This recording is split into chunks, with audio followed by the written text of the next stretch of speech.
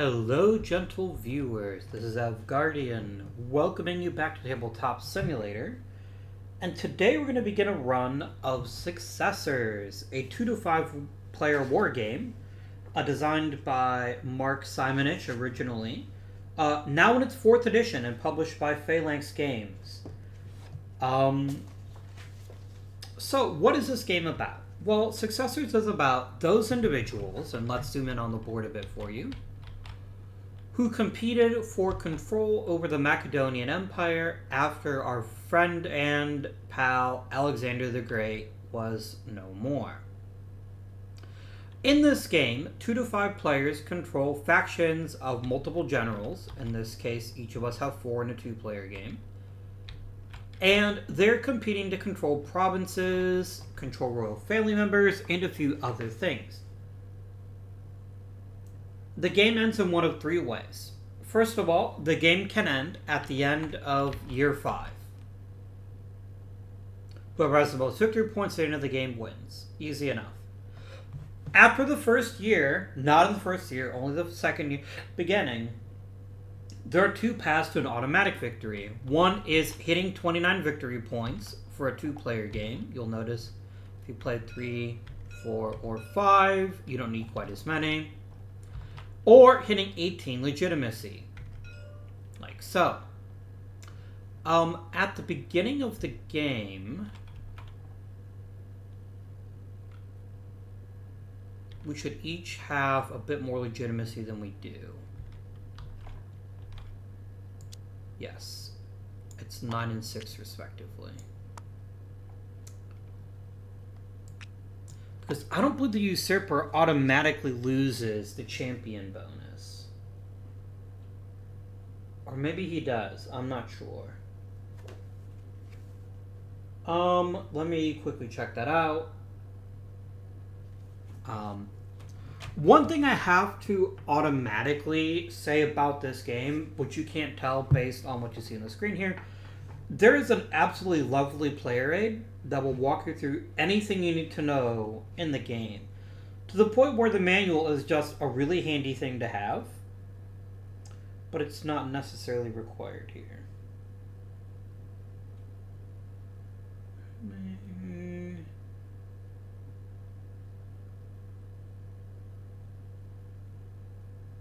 Okay, so usurper can be the champion. It's only automatically a thing again. Okay, cool. So that's how the game is played, basically. You're attempting to control provinces, fight independent armies, fight each other, until somebody attains either max victory points, max legitimacy, or simply has most points at the end of the game.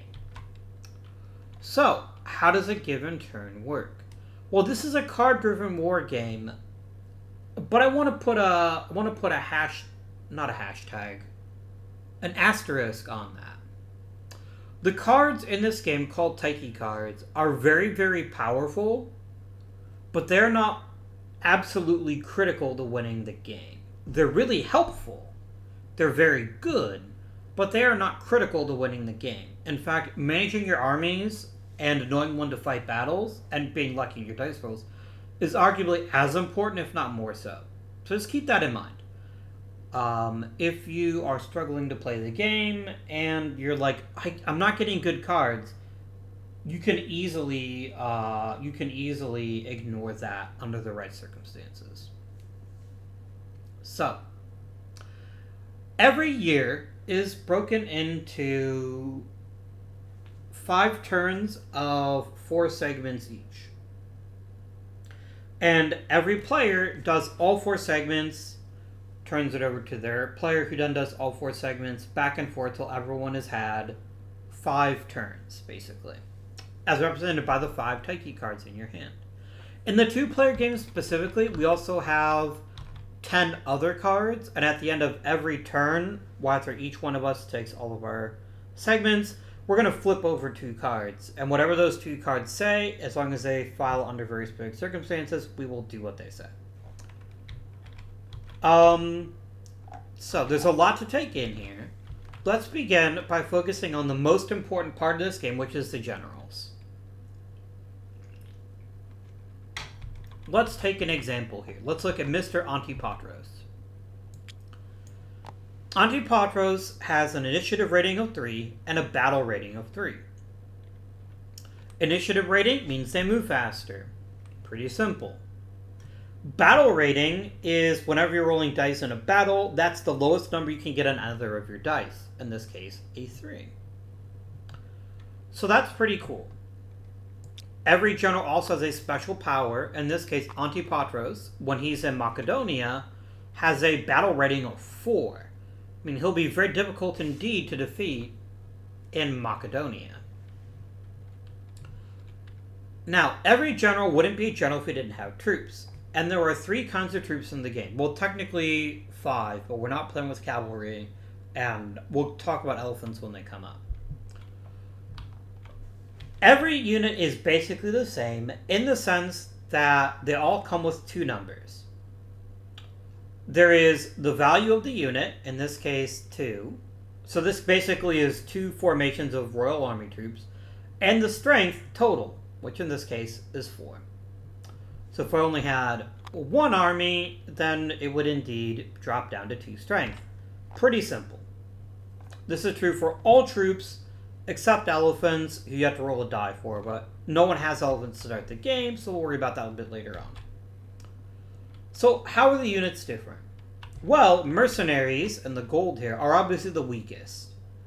You generally will have more of them, they're easier to acquire, but they're not worth as much in battle.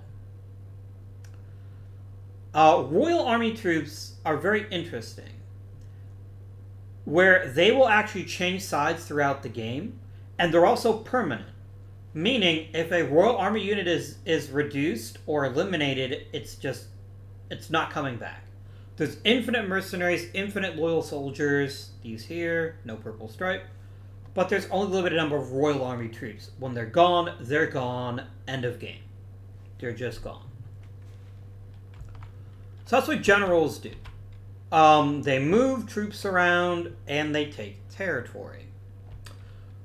In addition to the 4 main generals, and these are randomly allocated at the beginning of the game, we also have 4, count them 4, minor generals. They're all exactly the same except for the names, and this gives you extra flexibility to move your troops around. They also take over command if one of your generals dies. So, that's generals. And generals carry their armies on their card, like so. Let's look at the board now. So, every area in the game is a province, which is composed of multiple spaces.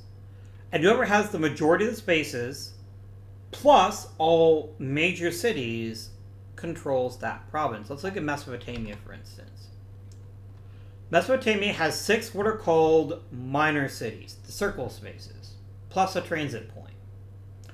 In order to take control of Mesopotamia, you would need 4 of the 6 spaces.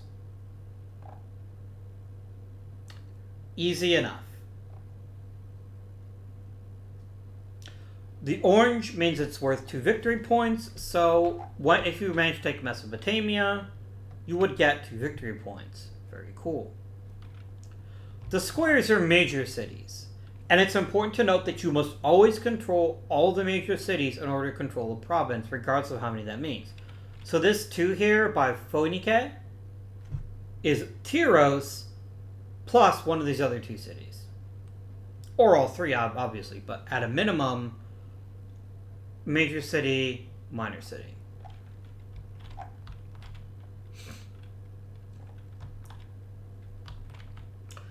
Transit points are only used to move. So, for example, going from Kainai to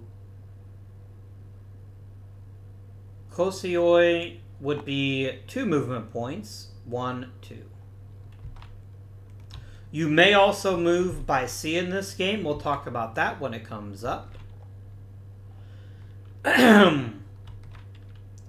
And generally speaking, unlike other army games, unlike other war games, I don't know what's wrong with me. I don't know why I said army games, because I'm a potato, obviously. Unlike other war games, you can move as many people as you want to in one turn. There's an optional rule where you can limit that. I'm not playing with that optional rule. I am playing with optional capitals, which may come into play because of a card we get. And I am going to play with the optional Taiki cards, but if anyone gets a cavalry card, I will discard that because I'm not playing with cavalry today. Those are only optional rules I'm using today, by the way. Or the extra Taiki cards, capitals, and yeah, that's it. So, you'll also notice in places there are hexagons. Here's an example here. Pisadai and Lycia Pamphylia. These are strongholds. And they're basically not as hard to take as major cities, easier to take than minor cities. But there's also a attrition cost by moving through them. Basically, these are held by independent armies at the beginning of the game, and they're just going to basically wreck your shit if you try to go through their territory. So,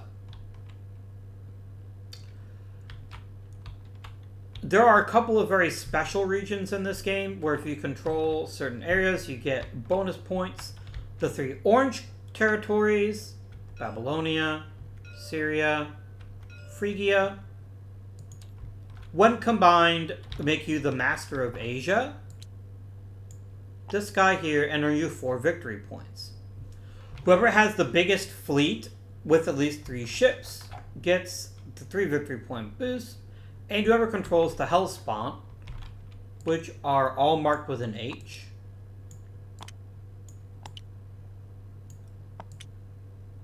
gets 2 victory points. So it's these 5 provinces. Or areas, sorry. I hope that makes sense. Those are worth bonus points if you conquer those regions. So, let's talk now about the cards. And let's zoom in on Blue's hand. Every card, it comes in one of 3 flavors. They could be an event card, which is gray, a bonus card, which is gold colored, or it could be a surprise card, which is a red card.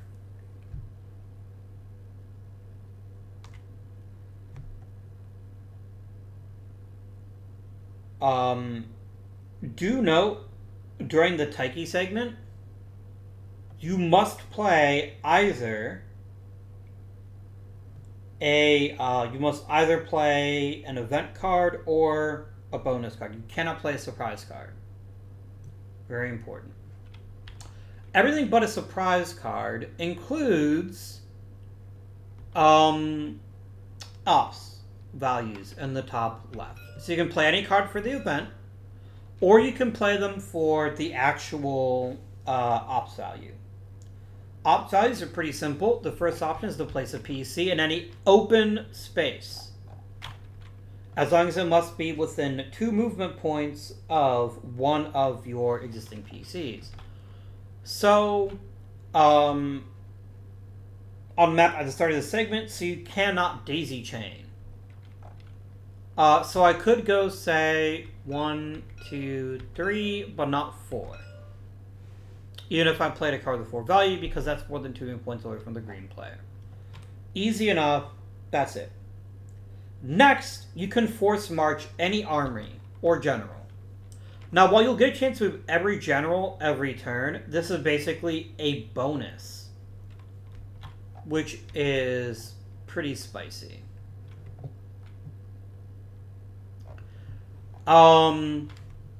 And the number of spaces they can move is the number of the ops card. Easy enough. Next, you can begin to train new units. You would place the card and then put a mercenary, 3, or loyal, 7, on your board. So if I placed a major campaign to recruit, I would immediately put the new mercenary on the 4 space, which would mean he goes into the field, and I get 1 left over to start a second one. That's another thing you can do with your army. You can also upgrade a fleet, which flips it over to its stronger side. You do need a 4 for that, however, so keep that in mind. So each turn, you're going to play a card and then do what the card says, and then you'll get to move all your generals, and then you'll check for attrition. I'm skipping a step, which is the surrender segment. we'll talk about that because it won't happen for the first turn of the game for each of us because we won't have anything in that situation. That's it. We can talk about intercepts and withdrawals and battles when all those happen. So the game offers two ways you can play it. There's the full game, there's the short game, and then there are scenarios. The difference between the full game and the short game is whether it goes 5 years or 4. And of course, there's always an instant victory possible. There's also scenarios, which is only completed in 1 year. I don't love the scenarios. I think you're missing out on the game. It's good to teach it, but it's just not as fun because it's less of the game, but also because it's just, especially with a 2-player scenario, you cannot fight a battle the entire time. And it is a war game. I'm not saying you have to fight battles for the game to be enjoyable, but it does make things a bit trickier. And I think it makes it a little bit less interesting if there are no battles. Before I actually go ahead and get started playing the game, a couple more things to cover. First of all, usurpers. Whoever has the most victory points is the usurper, and that means that the other players can attack them with no penalty. If you attack a player that is not the usurper, you lose 3 legitimacy.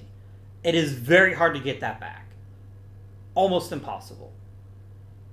So just keep that in mind. Popularity we won't worry about right now. It only comes into effect in one very specific situation, and I'll just cover it if and when that comes up. Anything else? Oh, these are the province cards. They just remind you how much they're worth, and what kind of local troops you would have if you fought in that province. Okay.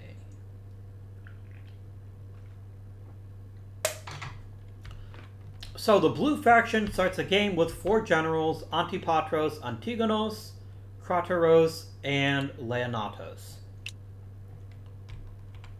So, couple things to note here. Let's talk about special abilities. Antigonos gets 1 extra movement point if you roll a 6 to move him. Pretty strong, because otherwise he doesn't move very far. Crateros cannot be killed by a mutiny. Leonatos, if I played a major campaign, by the way, I have one, gets to 2 extra movement points. So he gets to 6 total, which is pretty strong. That is not terrible. Over to the green faction of Eumenes, who's really good at intercepting. Let's make this way smaller so it's not blocking things. Very good. We'll do that for this one too. We also have Ptolemaeus, who, when Aegyptos, has a strength rating of 4. We have Perdiccas, who can remove an enemy PC that he occupies at the end of his activation phase, which is pretty solid. And then we have Pathon, who is really good at fighting independent armies. He gets 4 strength against us. Independent armies are these gray cards throughout the game. These gray tiles. Where is he? Here's one. Here is Leosthenes. He's got an initiative of 4, a battle strength of 3, and he has 6 CUs. Very powerful are these independent armies. Some cards will let you move them around and fuck other people's shit up. So...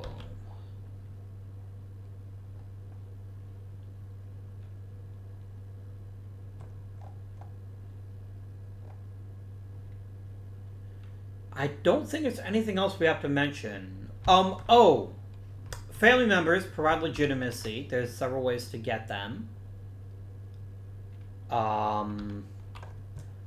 However, most important is, although not for the first year, is the funeral cart and the tomb, which is Alexander's body on it. If, by some miracle, you can get all the way up to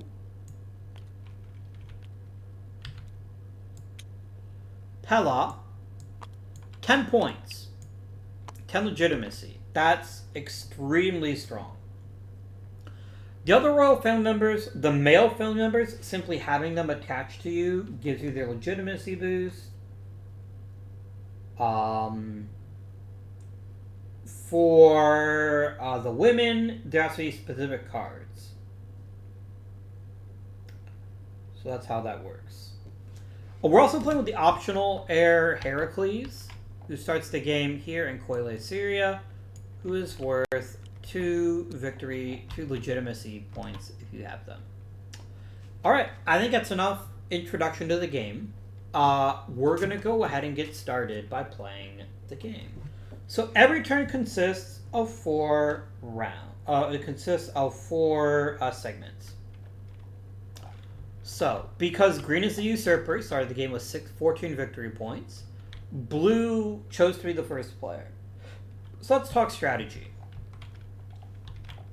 Blue is well positioned to get involved in a couple of different areas here. With Antipatros, he's got a strong presence in Greece. With Leonatos, who is also on his team, he's got a decent setup here. So a lot of the troops are all around the same area, which is good, because there is a lot of points to be had here. Which is very good.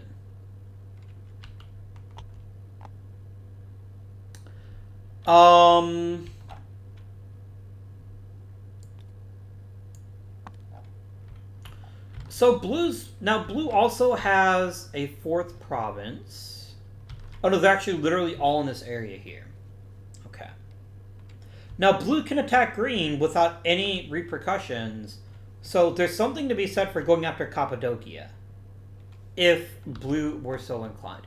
By the way, I'm going to do my best to pronounce these correctly. If I get anything wrong, please just let me know. And if I make any rules mistakes, just post them in the comments. With a timestamp, if you please. Now, Green's forces are much more dispersed, but they have the most important advantage in the game. They have the best province, which is Aegyptos, which is worth 6 victory points. The most valuable territory in the entire game. They're in good position to pick up a couple of these provinces here in Persis and Susiani. And they don't have much to deal with independent armies. So that's kind of the trade-off here. Green's really spread out, but they don't have as many people in their way. Blue is going to take a long time to, say, take over Thrake, or Thrake, probably, or Illyria, or Scythia, or anything like that. Thessala, Epeiros, all very challenging, to say the least. Oh, I did not mention, shame on me. Dashed spaces are, I believe, mountain passes. I think that's what they're called. Yes, they are mountain passes, and they require 2 movement points. So going from, say, Orestes to Chaonia would take 2 movement points. And then a 3rd to get there, because there's a transit point right there. So, Blue's got a couple of choices here to plan their first turn. Last thing I did not mention, each episode, and I'm going to do these back to back to back to back to back, will cover 1 year. So it won't be every 2 weeks while we're playing this game, it'll just be every week until we finish. The game may not go all 5 years, because there's always a chance of an instant victory, just not on the first year. It's not possible. I also can't move the funeral card. So that's something else that is worth noting. For certain. So, Blue. The way I'm looking at it, I've got 2 options here. 1, I get deeply involved in affairs in Greece, or 2, I go try to punch out Eumenes. Just thinking out loud here. Defeating Eumenes would be very challenging, but very powerful if we manage to pull it off.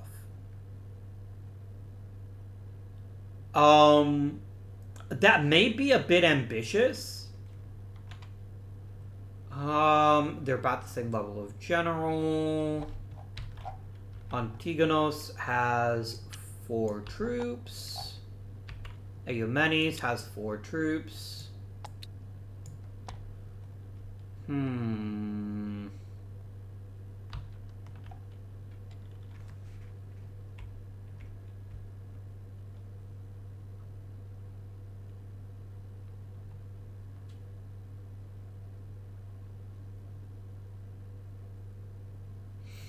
Oh, that's very cool. So you get to remove isolated PCs that much sooner. Let's talk about isolation, because that does matter. They must have a path to their own CU or to a major city. But they can go through any space that is either empty, has my CUs, or our PC control. So that's a very powerful card depending on when it's played. One option I did not mention when playing a Taiki card. Go away, Bills. I don't need you right now. You always have the option. This is in the manual, so bear with me for just a moment here.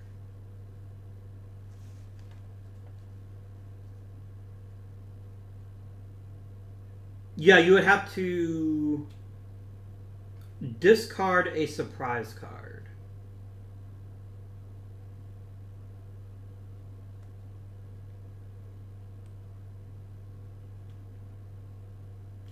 And you always draw to replace, which is very important. So, let's talk about the cards we have right now in the blue player's hand. First things first, we have Silver Shields.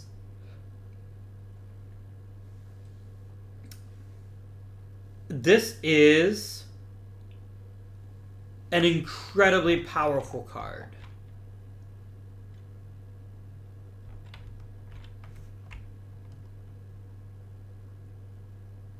Incredibly powerful. But there is an issue here. I don't have any armies in Asia. Because Asia is very specifically refers to 3 areas. I am double checking. Asia is, I guess it's all provinces other than, okay. Anything basically in yellow or tan is considered Asia. So I could do that in Phrygia. And that's a pretty strong opening move. I've also got this, which if I've won a siege or won a battle, I get to remove all isolated enemy PCs in that province. Very powerful, very situational. Anti-elephant devices help us reduce the elephant. A boost for popularity points. And the major campaign. So, man, this is just really making me interested to try to go after Eumenes with Antigonos. Or Crateros. Crateros actually would be a better choice because it's actually a better general. So I'm going to go ahead and play this card for my Taiki card. Oh, I'm sorry, I didn't mention all the segments. The first segment is always the siege segment, or surrender segment. I will call it the siege segment. Which is where you can resolve sieges, remove enemy PCs, and things like that. Doesn't matter right now, because we're restarted. So I'm going to go ahead and play the Silver Shields. With any unbesieged army, I get to take this card right here. And they're going to join Crateros.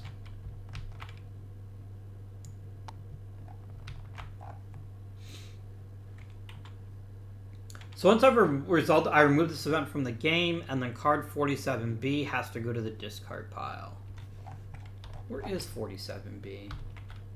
Is it just in the deck? Did they forget to set it aside? They may have done.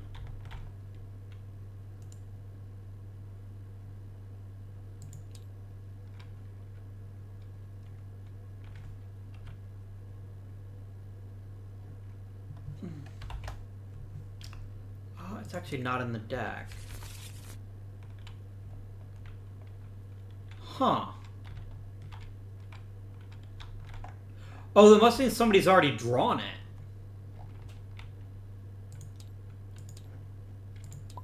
Let me quickly check here. Yeah, I think 47B is actually meant to be set aside at the beginning of the game, and it only comes into play when someone else plays Silver Shields.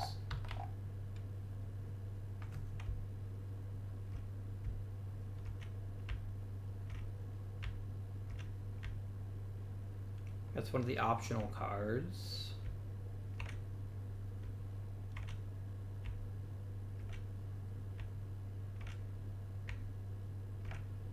Interesting. Is that just an issue with the mod, or am I just blind?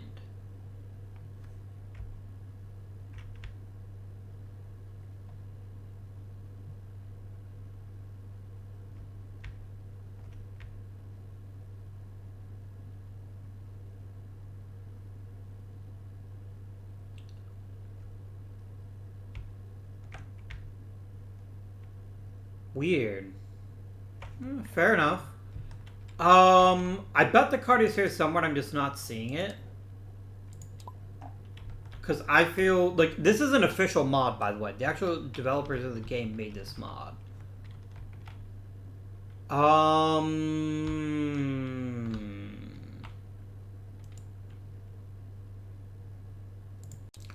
me just type in the word. Oh, there it is. Yeah, so this should actually be in the discard pile now. And I'll shuffle that up now. Okay, that's that. So I played Silver Shields, I got my units, and now I move on to the third phase, which is the activation segment. So I may choose, if I want to, not activating any generals and getting one free mercenary. That seems pretty stupid. I'm not going to do that. So I'm going to grab a die and I'm going to roll it.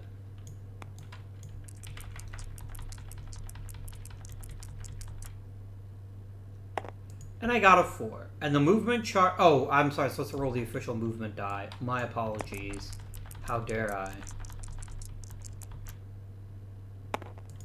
I got a 2. So Kratos would only move 2 spaces. Let me go ahead and unlock this just so I can have it closer. Because we'll need it a lot.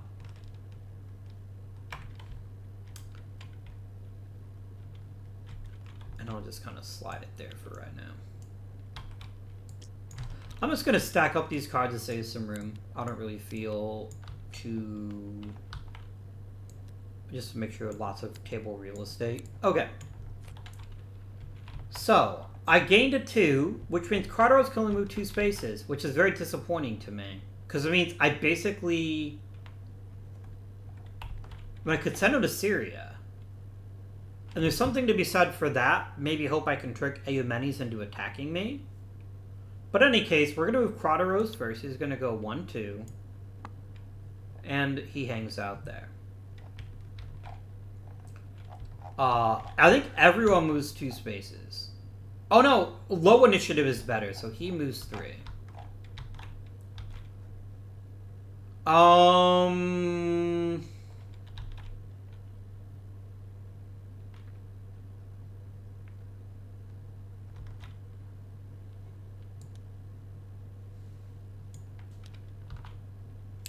Taking a major city would be pretty powerful. I think that makes sense. I think we're going to move there. So I'm going to go 1, 2. And I'm going to leave behind one of my troops. Let's see here. That was Antigonos. No, it's Leonatos. No, it's not. It's Antigonos.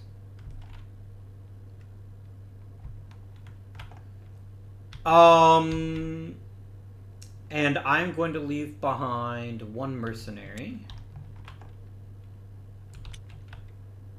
Because any space that is uncontrolled, I get to put a PC on. So that's going to basically win me a province unless somebody does something about it. Leonatos is going to go ahead and move 2 spaces. 2 movement points, rather. So he's going to go...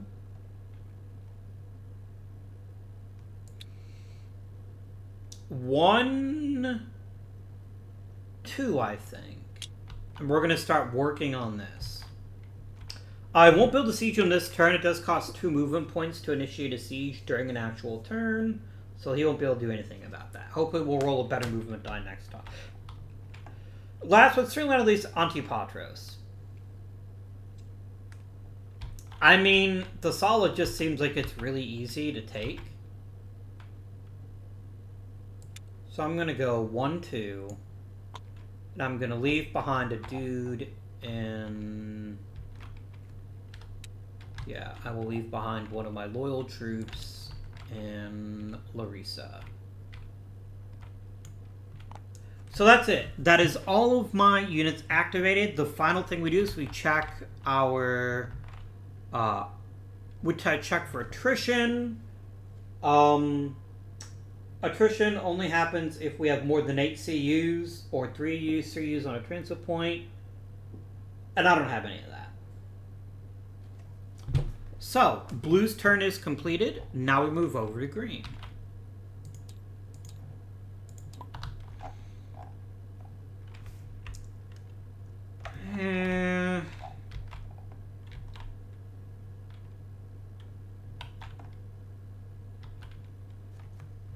I can't really do much with this card right now, but I do have these bonus cards.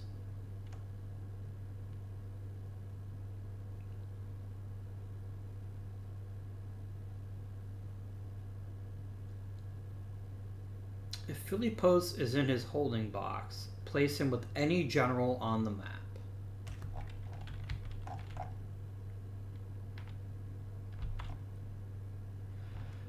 That's basically a guarantee of 4 legitimacy, which is very, very strong.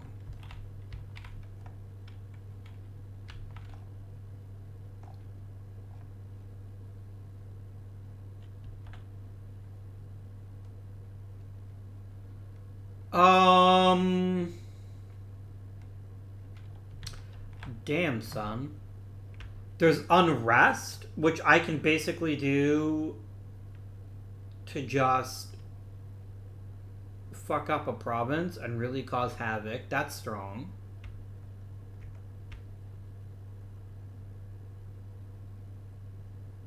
So I couldn't cancel Silver Shield, sadly. So Hubris is a very powerful card as well. Green's got one hell of a hand. Now, the Greek mercenaries, it's not going to happen. I'm way too far away. I'm not going to be able to manage that. Fine. Which 2 independent armies don't go away forever?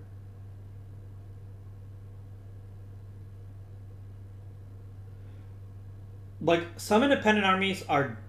Yes. Glaucus and Suthis are the 2 that are basically immortal and keep coming back.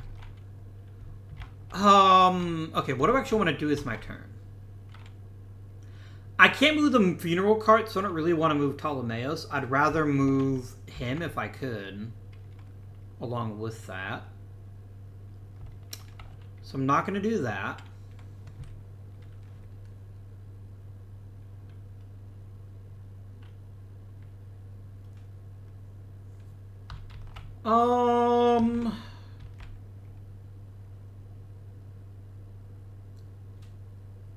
I could send Pathon up here to start trying to take provinces, to try to take Hyrcania.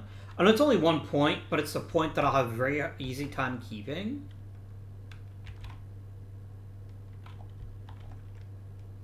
Now, these are easy points, but there's not very many of them, which is our big issue. So as awesome as these cards are, I'm going to go ahead and play Eurydice Speaks for Philippos. So, first things first, I get to put it with any general on the map.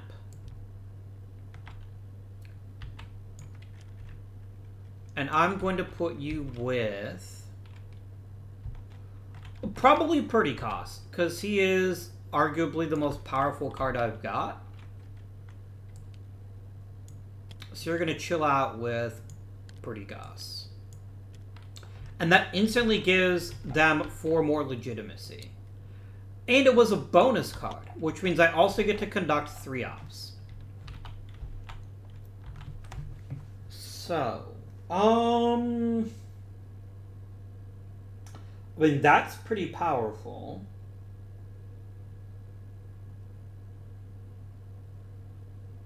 I could train a CU.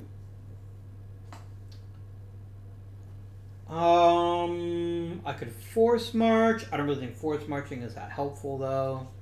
I think, honestly, basically grabbing Susiani without having to do anything about it is the best choice. So we're going to do that.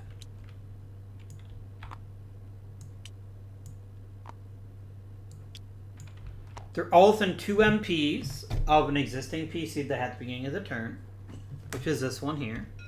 And that gives me another province of Susiani. So we're going to go through the province deck here.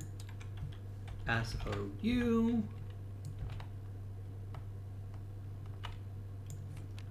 And that's going to be good for 1 victory point. Now, it's time to activate all the generals. What do I want to do with my generals this turn? Well, I do have a bit of an issue here, which is that I am facing really annoyingly placed people here. I've got this strong... Oh, actually, before I do any movement, I need to roll the die, huh? Whoopsie doodle. Nope. I'm going to lock that down so I don't do that again. A 6. So all their armies can move up to 4 spaces. That's fantastic. So what do I want to do here?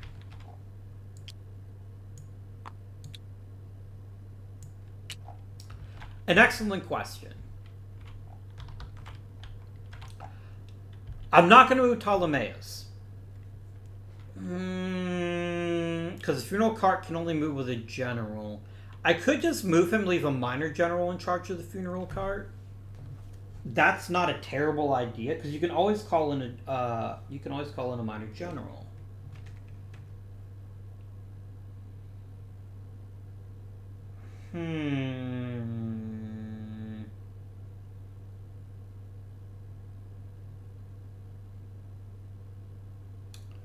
Let me double check and look that up. I'm pretty sure the funeral cart can just needs a general. Doesn't have to be a major general, but maybe it does.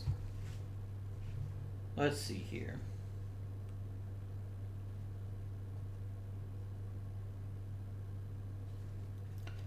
Let me see here.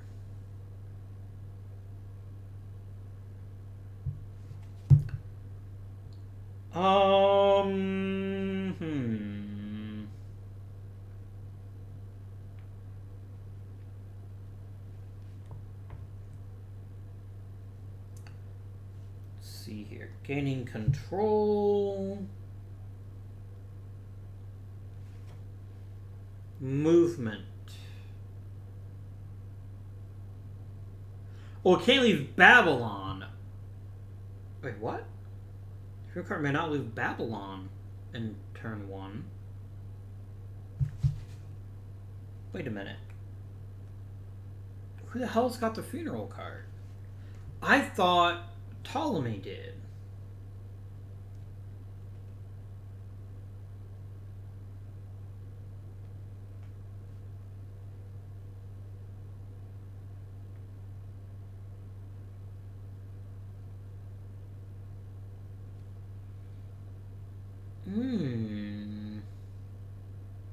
Yeah, Perdiccas has it.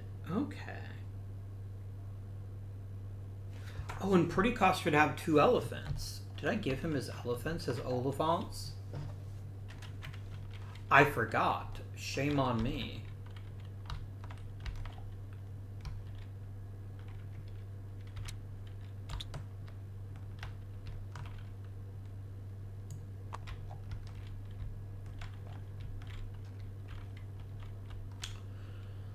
So, first of all,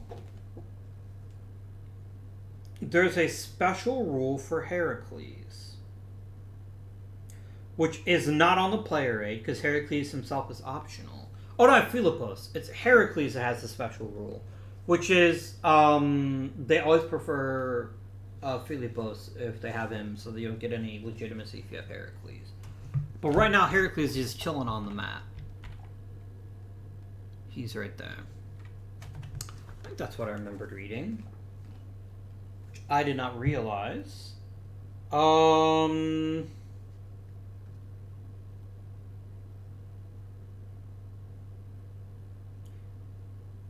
Heracles.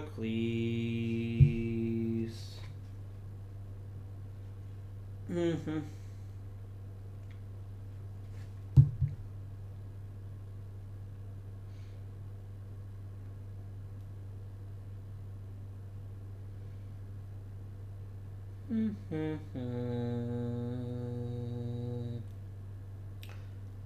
Sorry, just a moment here.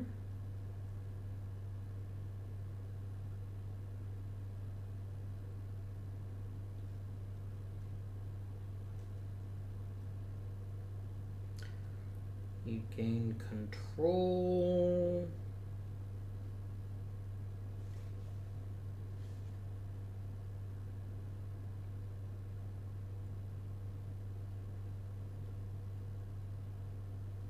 There's something about... Oh my gosh, really, game? Really? I swear to God, I just read it. Like 2 seconds ago, and I just cannot find...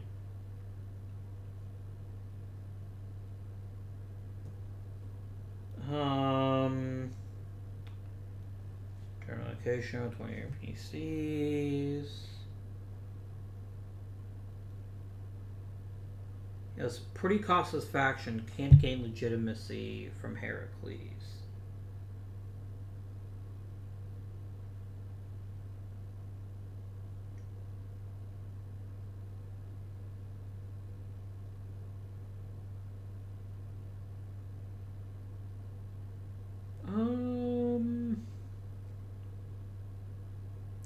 Yeah, I don't know where I saw that. Maybe I'm just hallucinating.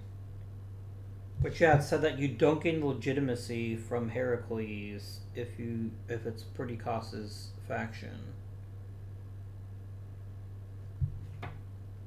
Well, he's only introduced with an optional rule anyway. Well, actually starts the game off map anyway. So he doesn't show up until... Yeah, Heracles is off the map to start the game.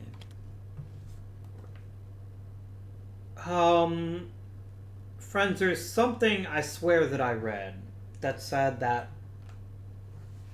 you don't get points for that. I'm not going to worry about it right now.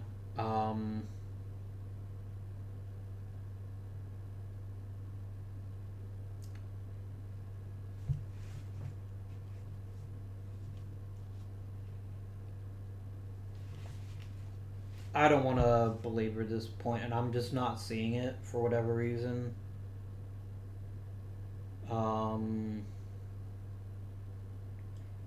That's how they get to be controlled.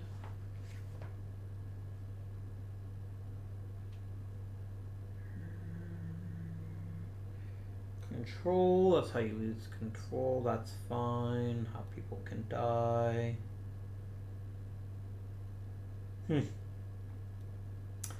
Yeah, I don't know where I saw that. I must be hallucinating it, but for right now I'm just not going to worry about it.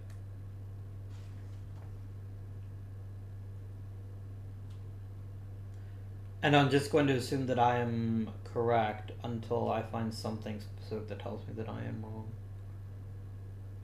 But I swear I saw that. I don't know where I saw it though. Anyways, let's get back to the bloody game, right? Because that's what we're here for, to play the game, not just listen to me hum and haw as I go through moves. Okay. So how do I want to move people? So, Perdiccas is the one who can't leave Babylonia, but he could leave the funeral cart with a minor general. It's gotta be... It's one of my PCs or generals. So it doesn't have to be an army. I could just use a minor general solely for the purpose of moving that around. That's not terrible. It's going to leave it pretty vulnerable, but let's be real here. I don't really have any reason to mess with that. So, pretty costs.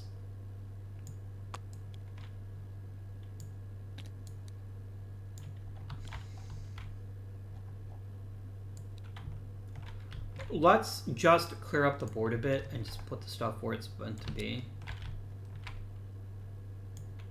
And then you go there. So yeah, that is 10 legitimacy, or 13 legitimacy, which is pretty strong. I could get on my way to taking over Mesopotamia. That would be pretty strong. Let's do that. So I'm going to go 1, 2, 3, 4, and I'm going to leave behind 2 dudes.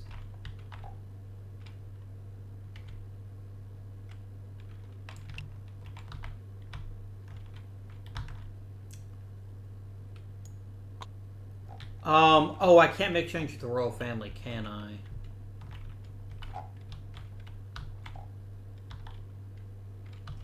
That's fine. I'll just clone it. And then I just have to remember that you only ever get 8.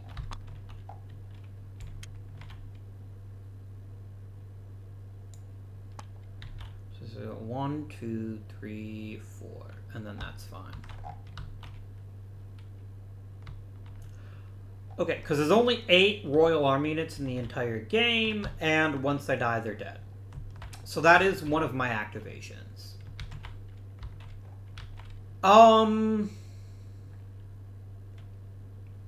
Like, you basically can't leave Media until we defeat this stupid army here, as annoying as I find that.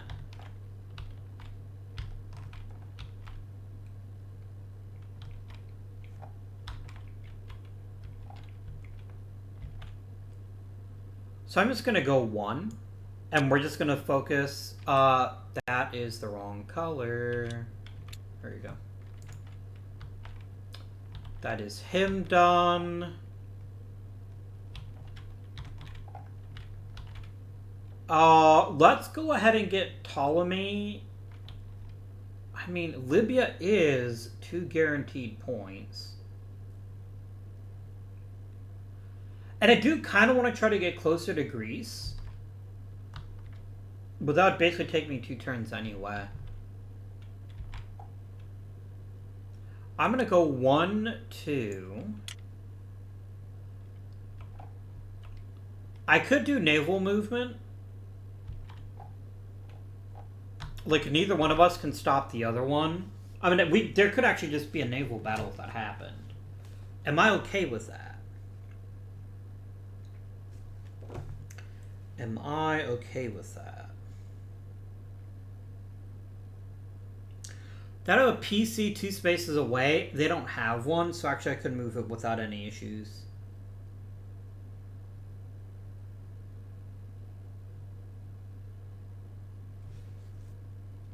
Yeah. So yeah, I'm going to go ahead and then go 3... 4, and I'm going to leave a troop behind in Gaza.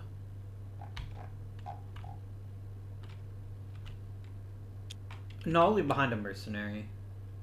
I don't want to fuck with that. Mercenaries suck anyway.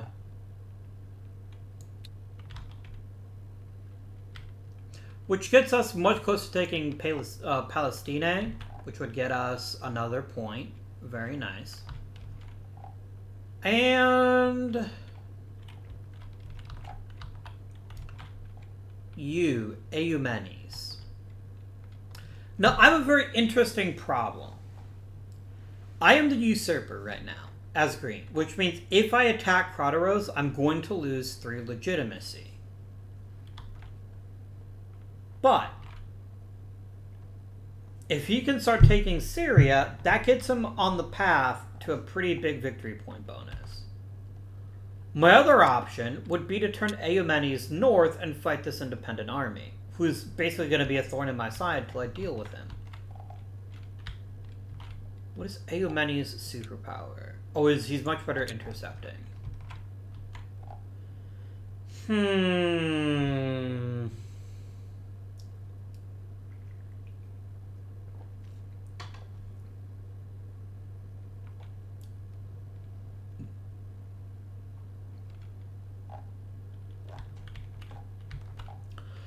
So here's my issue with Eumenes. Here's my issue. Kroteros is much stronger than me in pretty much every conceivable way. Unless the royal army would defect. Which, let's talk about prestige now, because this actually matters at this point. Prestige is legitimacy plus minus popularity. And the royal army will only fight for the people with the most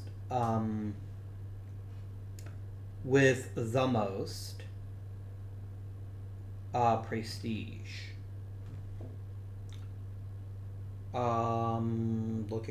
Looking. Come on, prestige. Where the heck are you? I'm pretty sure it is literally just I'm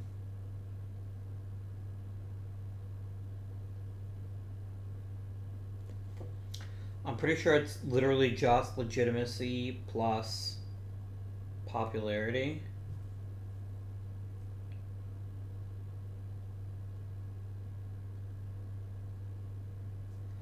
I'm going to look up super quick and just make sure that's something else that I'm thinking of, because it's going to really impact quite a lot.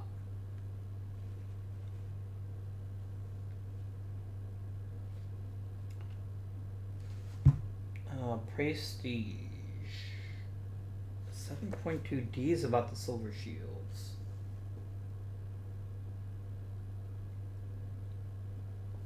So I don't know what you're on about.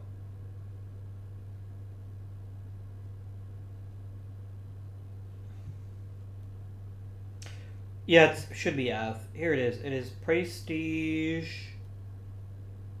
It's legitimacy plus popularity. So right now, let's talk about this. The green faction currently has 13 legitimacy. Eumenes is -2 popularity, but that still gives a prestige score of 11.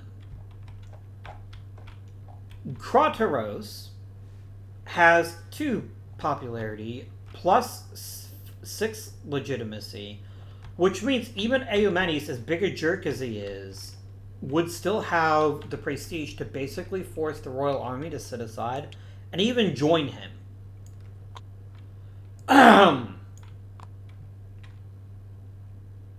He saw the advantage in strength, though. It would be a risky battle.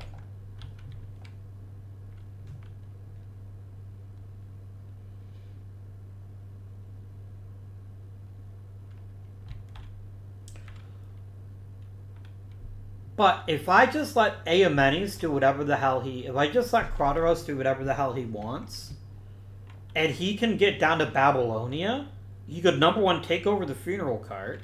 Oh, speaking of which, I meant to do that, didn't I? I'm going to take you, Alkitas, and leave you here with the funeral cart. Now we're going to use the fancy funeral cart right there. Nah, I'll just use the token. I think it's a little bit too disruptive to do it the other way. It turns into the tomb.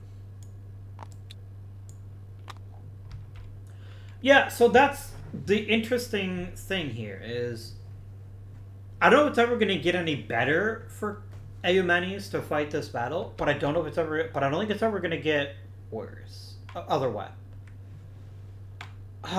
It's gonna be a tough fight no matter what.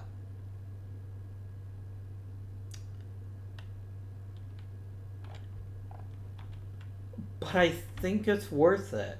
I truly think it's worth it. Because if we lose, that would suck. I'd be pretty sad about that. But if we win, that's going to put a severe crimp in Blue's plans to take over Asia. I frankly think we have to do it. Now, I just want to quickly check about Evasion.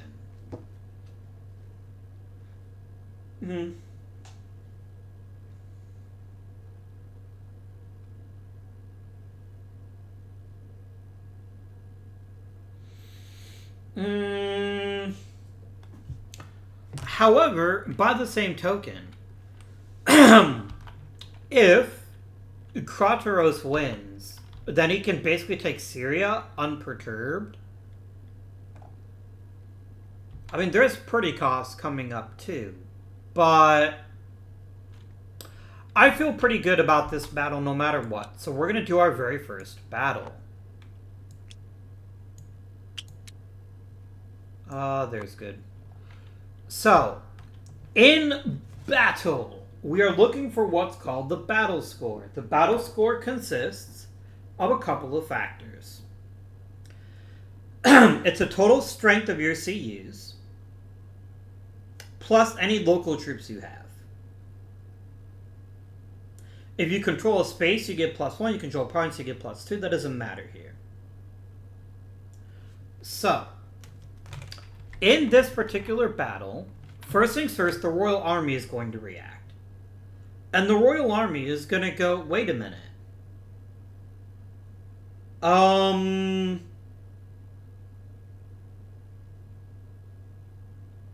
If only it's both armies. Wait, what? Am I missing something? If only one side of Royal Armies, they don't defect? That doesn't sound right to me. I got so excited about fighting a battle, and then I'm like, wait a minute. Here we go here. Yeah, it's on either side. It doesn't have to be both sides. It's either side. So yeah, so these Royal Army guys are not going to fight because we don't have as much prestige. So we're going to set you to the side here. That still gives him a strength of 10. Whereas Eumenes... Sorry, no. He's got more strength than that. No, that's why, yes, he has 10. Versus 6 for Eumenes. Certainly not going to be an easy fight. But it's never going to get any easier, is the difference. So, okay, we've both declared our battle strength. The next thing that happens is we can both choose to play a surprise card. I don't have one that would really help.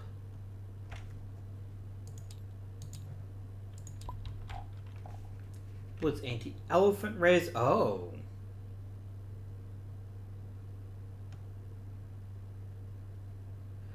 Oh dear.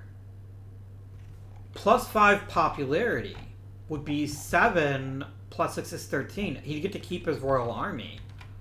Yes, please. And all of a sudden... and he draws a card to replace it. Nope, just kidding. No, I was right. Yeah, I was there. So all of a sudden, this somewhat even fight is now very much probably going to be a rout. So now it is 14 v6. I'm having some regrets, my friends. I'm having some regrets. So each one of us is going to roll 2 dice.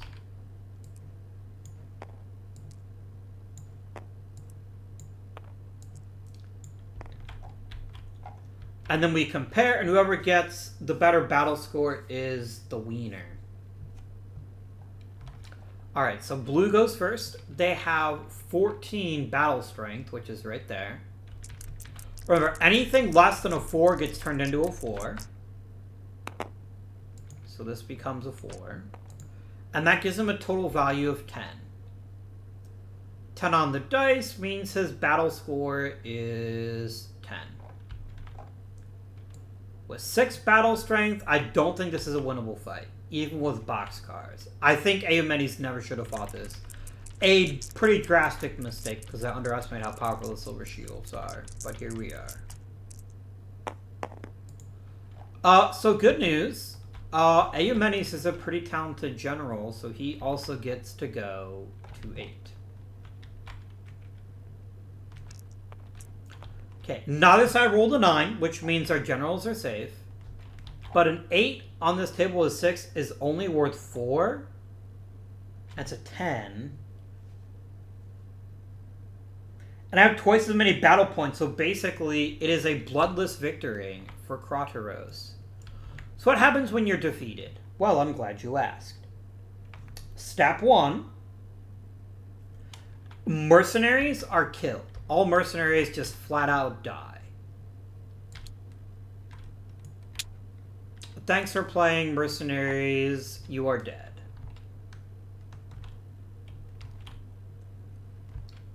And then I have to roll on the attrition table to see how badly my Macedonians are going to be. Oh dear, Eumenes. That was a very bad decision. By my part, but I'm the one who benefited, so is it really a bad decision? Yes it is. Okay, so we're gonna go ahead and roll 1 die on the attrition table.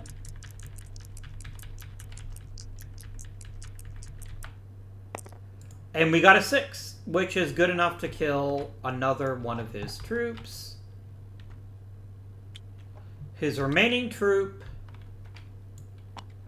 and Eumenes himself get dispersed. And I just did an incredibly stupid thing. I also cost ourselves 3 legitimacy. Whoopsie. That was super dumb, because I attacked 2, 3, someone who is not the usurper. So, that went badly. That was maybe not the best decision. But here we are. Here we are. Yikes. Okay. We have both played 1 Taiki card. Now we're going to take the top 2 and we're going to play specific cards if they meet 2 very specific kinds here. Oh, so now do the isolation phase, sorry, and then we do turn end, but I just need to remind myself which cards actually count. I think it's all the bonus cards, but I think it's very, very specific cards that would qualify. So I'm just gonna real fast look at that rule. Let's see here.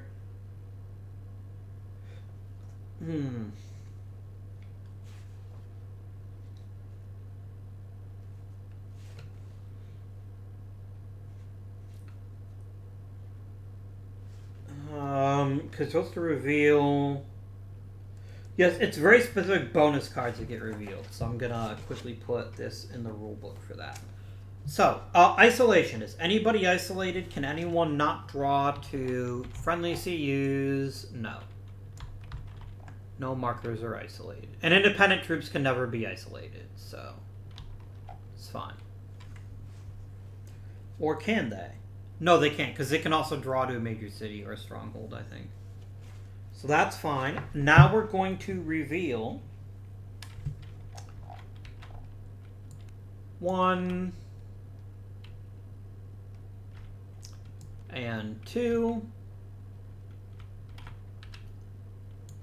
What do we got here? A minor raid. Is that one of the cards that triggers there? It is not. And Cappadocia Mercenaries never does, so you just get discarded. And with that, my friends, we have completed 1 full turn of this game. So, blue is back, and possibly better than ever. So, first things first, any space that is uncontrolled automatically gets a friendly PC, as long as there's a CU there. So, we're going to check Antipatros and Thessalia, or Thessala. Notice Thessalia. Here we go. You each get a glorious, fat-free marker. And that is enough to just control the province.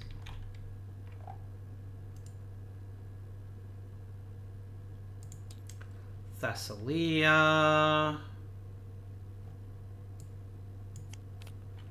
Which also earns me 2 amazing victory points. Nice. Okay. Leonatos is going to be doing a siege. We'll talk about him in a second. I want to make sure I get all the freebies first. Who else are my dudes? Krateros is one of my dudes. So see, that space there becomes controlled by blue.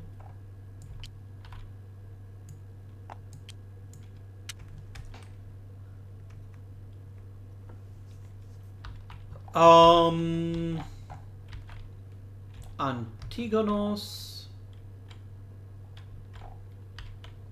is here and there, so we're going to take Pergamon and Sardes.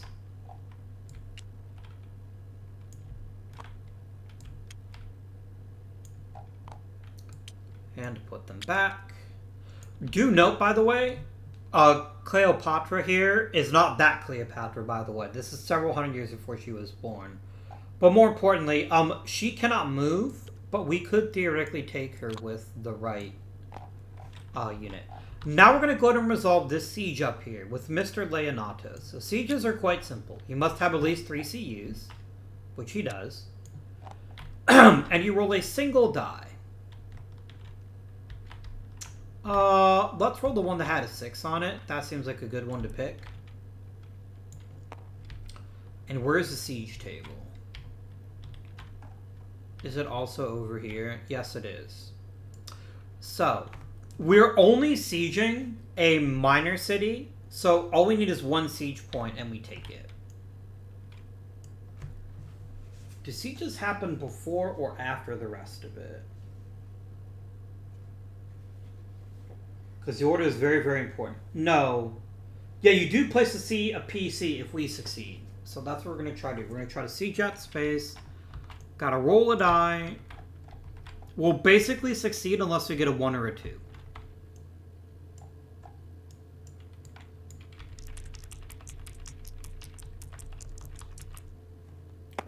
And we got a 1.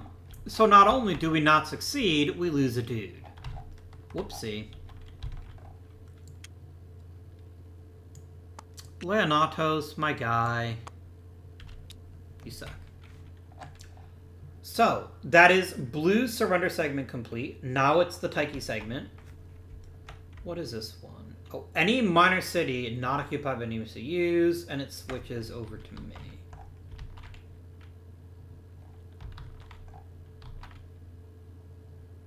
Oh, it's any minor city. Okay.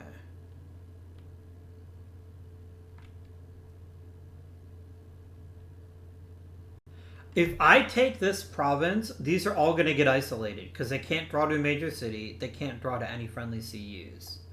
That's basically going to kill Cappadocia for them. Yes, I will play diplomacy. Thank you very much. And I'll just go boop.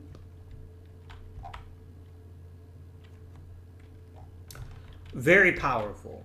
Now we get to activate our generals. Movement die. What have you got for me? Oh, this is the issue. Here you go. A 6. Holy shit. So it's a very good turn for blue, potentially. Alright. Krateros is feeling his wild oats right now. He'd really like to take Syria, though.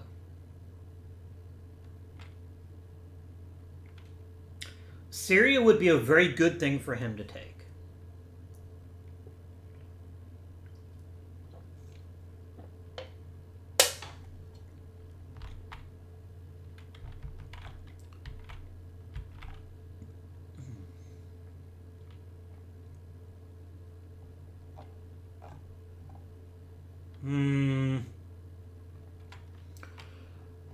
A pretty cost is a high value target. That's 9 legitimacy. But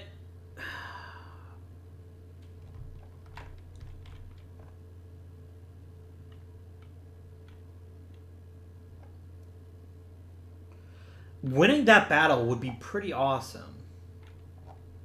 Like, that's a 9 legitimacy swing.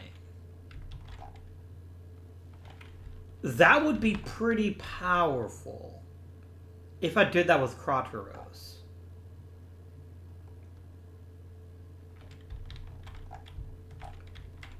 No, I wouldn't be able to use my Royal Army troops. I don't have my neat little trick again. Sadly, that option is not an option.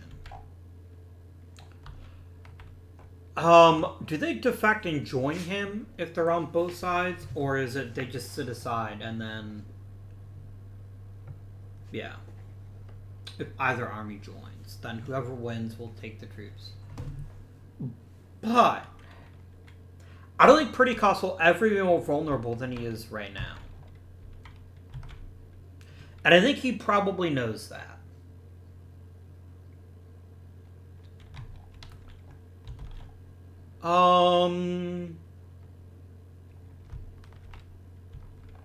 Yeah, I'm going to try it. So we're going to go 1, 2. So I'm going to go 1. I'm going to stop first. I'm going to tell them I intend to move into Karai. Do you want to intercept? Pretty Cost is going to say, go fuck yourself. But that ain't happening.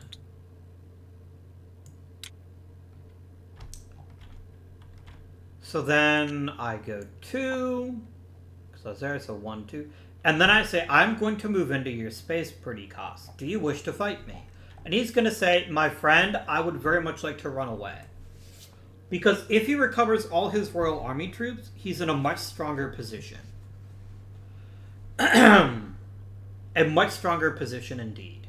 So that's what he's going to do. He's going to attempt an evasion. In order to evade, he has to roll less than his initiative rating.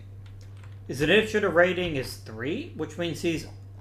basically a 1 or a 2 means he runs away.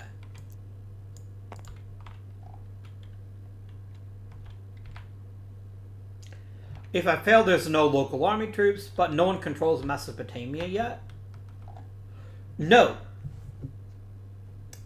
The AI never takes control, or Green never takes control of Mesopotamia. Why? Because it's my turn. And they don't get their free tokens until after. So Pretty Cost is going to try to run. He's going to try to save himself if he can.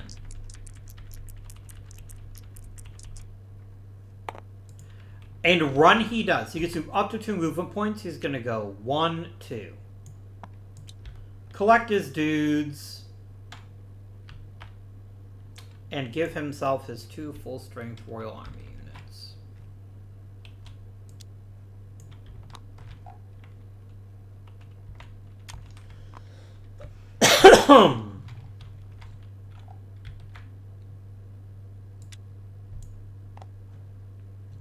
I could have left the troop behind. I'm just going to leave him where he is, though, because I don't want to get caught isolated too much.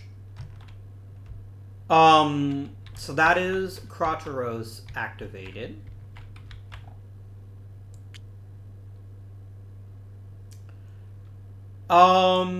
Leonatos is going to try 2 more times to siege this place. He's going to try to siege it once, actually. So we're going to start with that. It costs me 2 movement points, but it is worth it if we can roll a good number. He's only got 3 CUs, though. So if he loses another CU, he can't siege anymore. Which he did. So that sucked.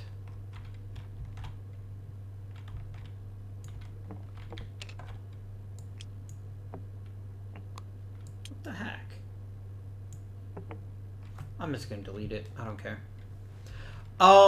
So he's only got 2 movement left.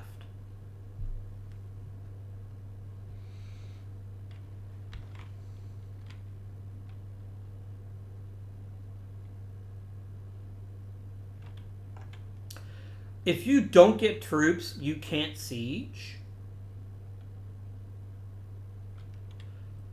Between Antigonos and Leonatos, who is the senior general? Antigonos is. Oh no, wait, Leonatos is.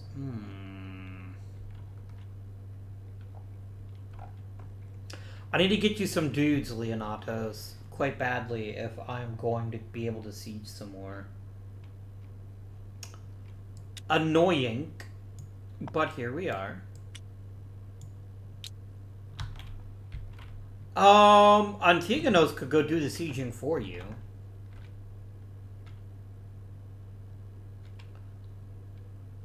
I do not have Lydia yet, though. I take 1 more place.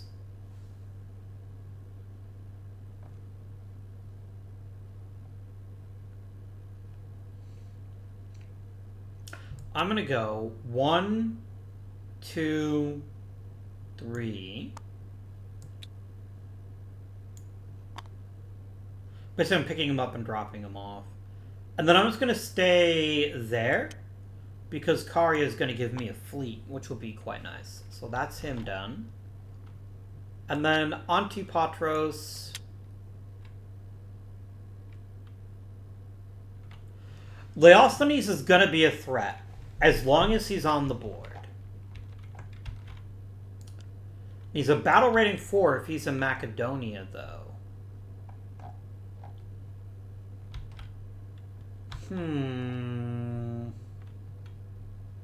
So if I move there and pick them up, how big is Antipatros' army? He would have a strength of 8. But they would get local armies that actually have a combat strength of 9. Leosthenes is honestly pretty scary. I don't like him at all. Not even a little bit. I'm gonna do this, no question. I'm definitely gonna grab these little Macedonians. Just delete you and change you to.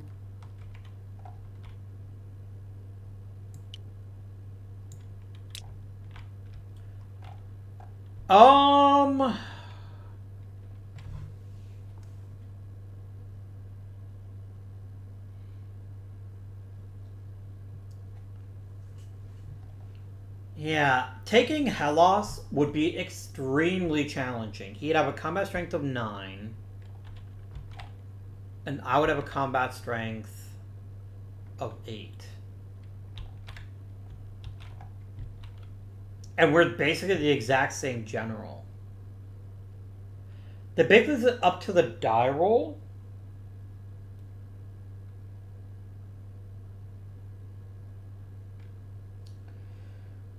But if we kill him, he's removed from the game.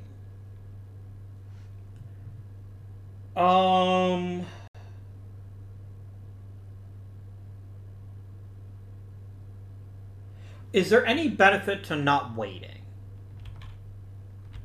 Like, yes, it means I'm not doing good work up here. Totally understood. But I don't think it's worth basically making it a die roll, when I might get a card later on that is even more powerful.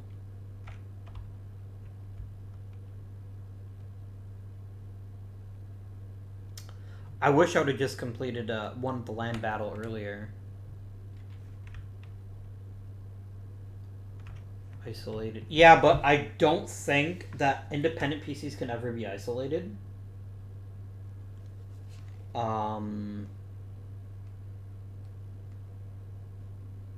I'll just triple check that here. Yeah, they're never isolated. Okay. So that doesn't really help. So, No, I'm not going to fight him. I'm going to try to build up some reserves, though, in the future. And if we can maybe get him some decent troops, then that would be much appreciated. Alright, that's all my generals moved.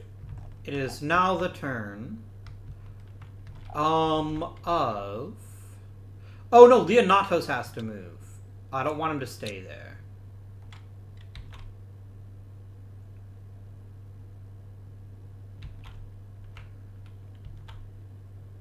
I don't control Lydia yet, but I will next turn. I'm going to go 1-2. Not taking the stupid independent PC. That stays there. Reason being, this gets you in position to start affecting Cappadocia next turn, and that could be quite useful. Damn it, Bithynia. You win this round by killing my 2 troops. Oakley Dokley. Next it is Green's turn. What does Green have in mind?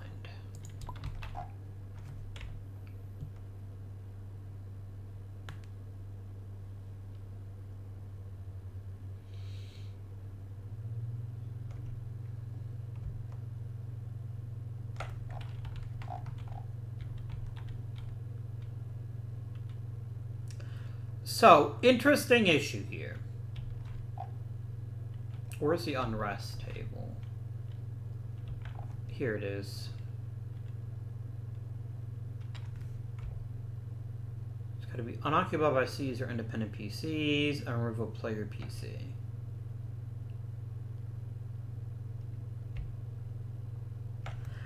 I don't think unrest is all that helpful. No, it could be Syria. And I also get a 3 ops. I think we're going to go ahead and play Unrest as green. So we roll 2 Dicerino. Excuse me, Dicerini is, I believe, the correct plural. 3 and 1. That is Media. And unfortunately, I already control Media. So I'm not going to do that part. Oh, well. Oh, no. Any player PC. We'll remove this one. I still have control of Media, but that actually backfired. Yikes. And it becomes an independent PC. Gross.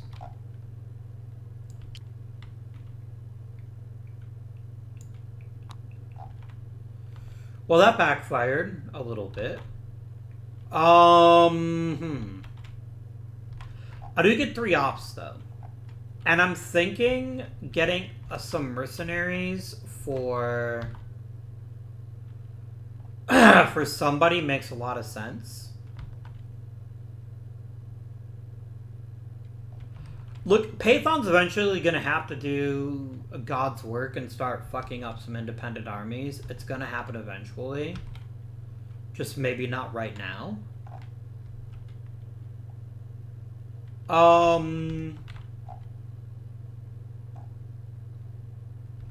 It's pretty cost. I'm going to give you 1 mercenary CU. Because making him really strong is maybe the next step to becoming much more formidable. Okay. So, it is now my turn to move. So let us roll this movement die. It's a 2. So anyone with a 2 moves at a 3, everyone else has moves at a 2. So, what would I like to do this turn with green?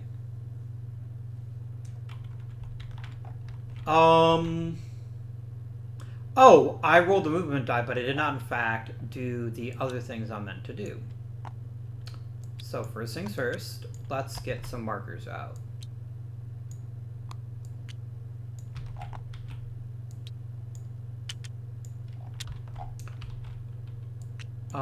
Pretty costs gets that.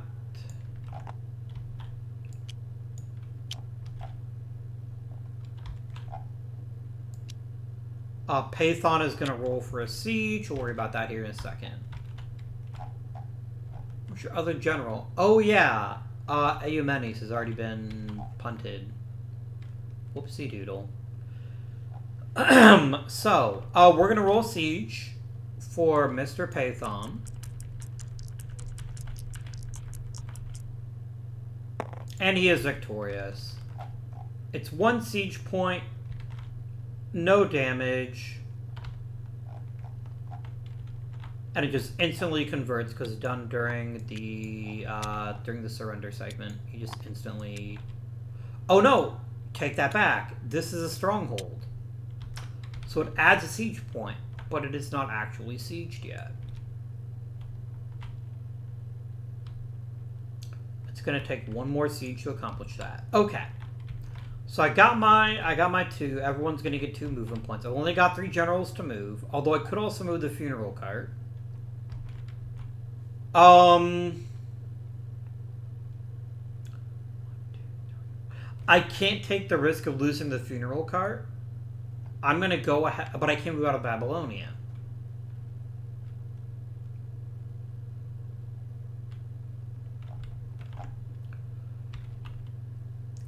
Perikos versus Kroteros would be very interesting because Perikos does have elephants. But I think we're actually better off making a strategic withdrawal here just to pick up the funeral cart. Because I don't want to lose it. So the minor general just disappears. They're absorbed. And Perikos is already a very busy card, gets even busier.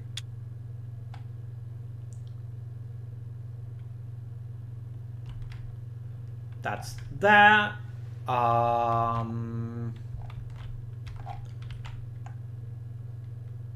Ptolemaeus is going to go 1, 2. Recollect his dude. And most importantly, he'll be in a position to take Palestine next turn. It's only 1 point, but hey, 1 point is 1 point. That is a categorical fact. I've only got 2 points with Python, but I'd rather siege, so we're going to try that. No, I do not automatically... I don't get to place my own marker there. I just get to remove the existing one. I won't get to place my own until next turn. And a 3. So, we do get a siege point, but we also lose 1 dude. Unfortunate, but what matters most is he is gone. I don't need that anymore. And Media, our hold on Media is a bit stronger, and I can start getting deeper into this part of the world. That is Green's turn completed. Forage, no one is anywhere near needing to worry about their attrition. So let us go ahead now and reveal 2 more cards. You're gray, so no. And you're gray, so also no. Okay. Isolation. Very, very important. Cappadocia is now entirely isolated. It cannot draw to any friendly CUs, or friendly PCs, so these all just disappear. The Cappadocia card is now returned to the deck of cards, and that's 2 less victory points for green. Very cool. So, Team Green, what would you like to do? Anything else isolated? I don't think so. No, nothing else is isolated.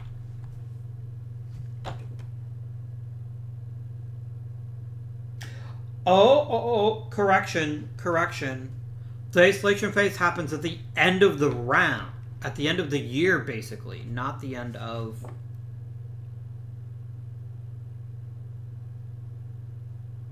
Yeah, not yet. Sorry, game. These are not removed yet, but they will be. Unless they can break through and restore good order. Because that's the end of the year. It doesn't happen at the end of the turn. So my apologies. My apologies. Okay. So now we do the surrender segment first. We're going to play some PCs. Where we can. Leonatos is fine. Doesn't place anything. Antigonos does take Halicarnassos.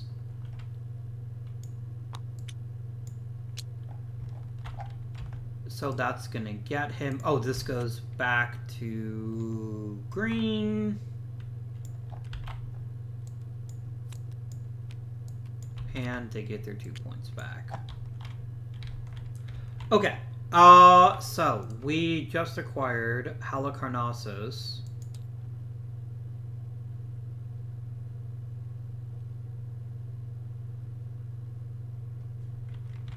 What's the actual name of it?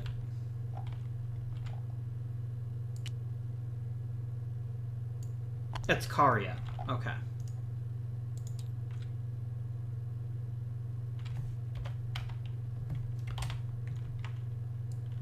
Boom.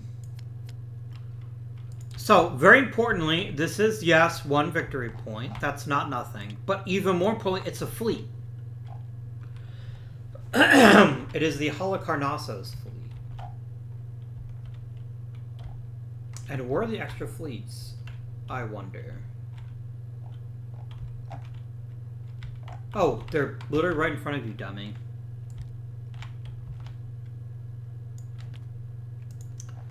Okay. You didn't move. You didn't move. Kratros does get to take over Nisvis.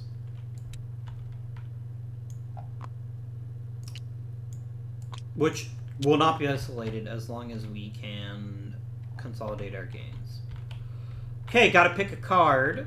As blue, let's try this again. Let's get in the right player. Here we go.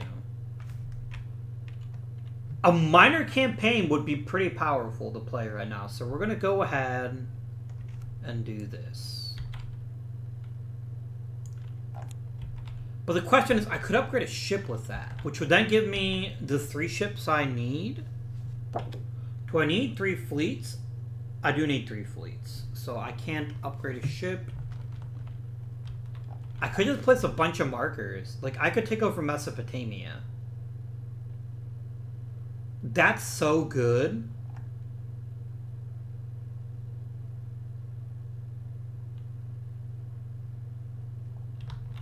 But that's just flat free real estate, and it's 2 points.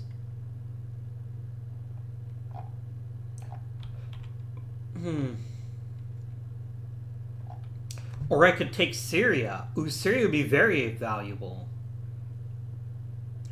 Because, I mean, I don't really need to use my generals right now. I could, but I don't need to right now. I've got other fish to fry. So I'm going to go ahead and place markers. So I'm going to take Syria this turn.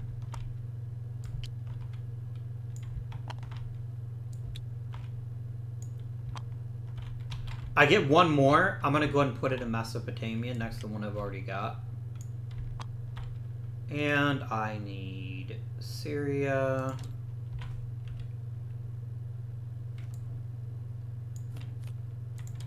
And that's going to be worth 2 more victory points. So, the reason Syria is so important, by the way, is now, if I can outmaneuver Perdiccas, I can try to take Babylonia. And that's going to be massive. Arguably, one of the biggest things that could happen in this game would be if I can defeat Perdiccas and make that happen. So let's go ahead and roll the die and figure out if I can even move that far.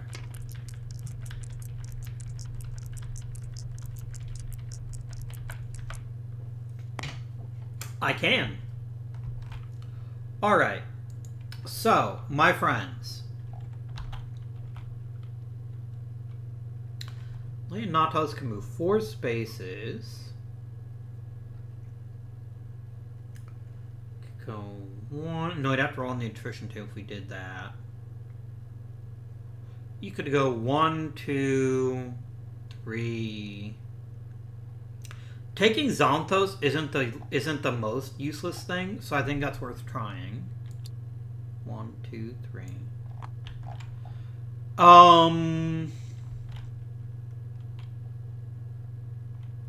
Antigonos somehow taking Rhodes would be pretty gigantic if he could manage it.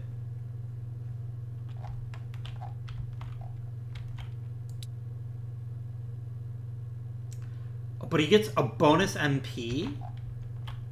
Oh, dang. I don't want to waste that.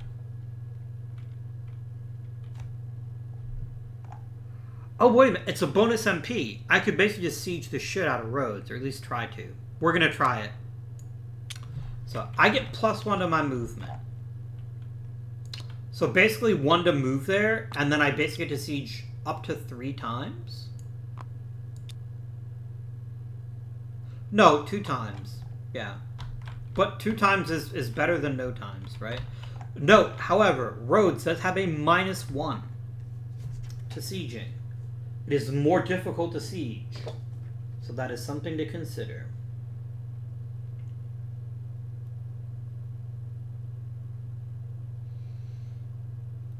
Siege modifiers.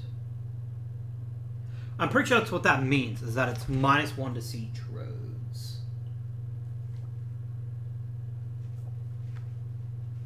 And naval, he couldn't have intercepted me even if he'd wanted to. Yeah. Oh, if I had no fleets, I'd actually be a -2. Okay. So Rhodos is quite difficult to siege, but it'll be worth it if we can take it.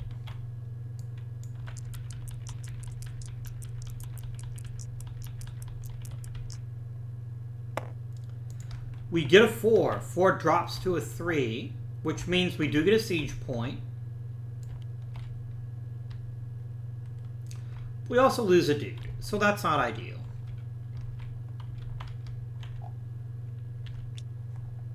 We're going to try again, though.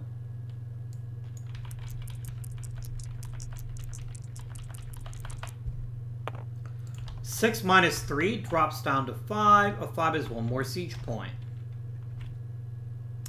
And this is when the green player says, "Oh, pardon me, sir. Did you think that you had actually sieged twice? You only actually sieged once." And it drops back down to 1. And green gets a draw card. Surprise cards can always be played whenever you want to.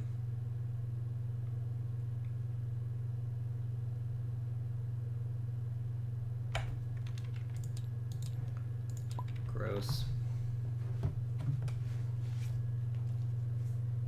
Biggest fleet. I just want to double check to have 3 fleets or just 3 strength.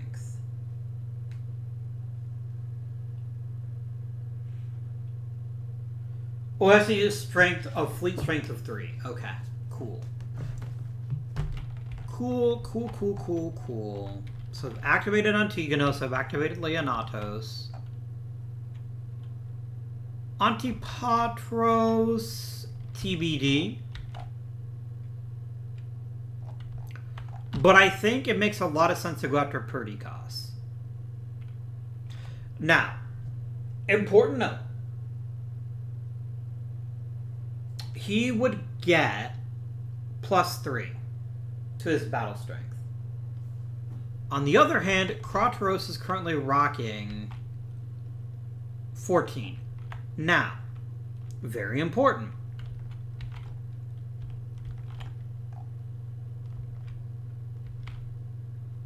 Actually, yeah, Perdiccas would have a +4 to his popularity because he's got the cart.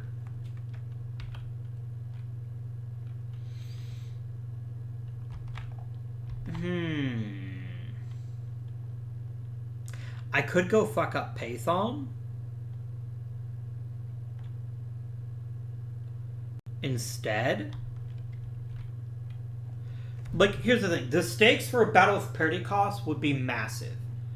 If we defeated him, we would take control of the funeral cart and Philippos and Alexandros, getting 9 legitimacy. That would be insanely good. However, if we lose our most powerful army. And that's not great. That does concern me. So right now, out of a popularity of 8, yeah, my Royal Army units would sit out.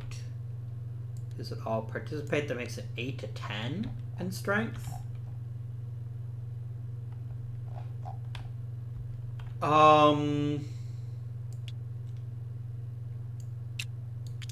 a better general than Perdiccas, so...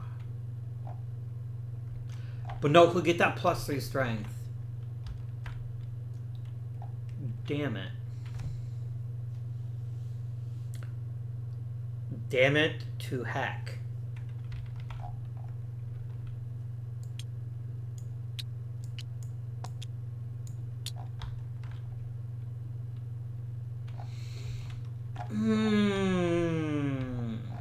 But the prize would be so good. Especially if we kill him. Which is very possible.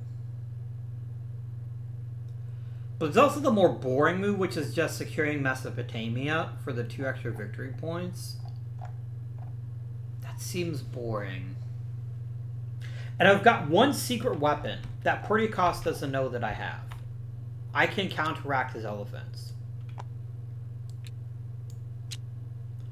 So he is currently looking at a battle strength, if we fought him, of 8, 9, 12. It's 10 versus 12. There's only one difference here, and I'm gonna get better dice because I have a better general than he does. I think we're gonna try it.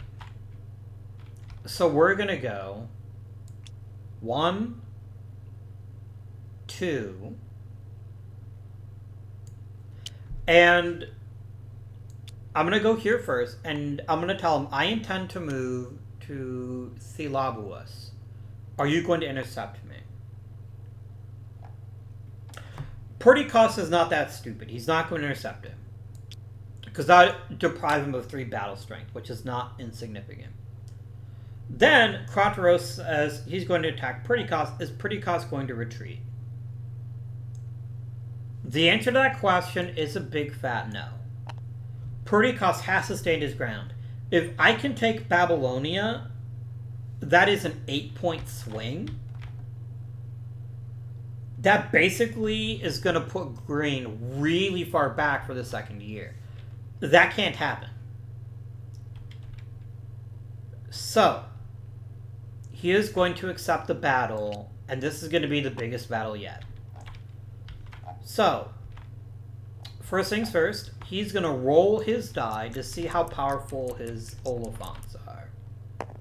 They'd be worth a 6 normally, but then I say...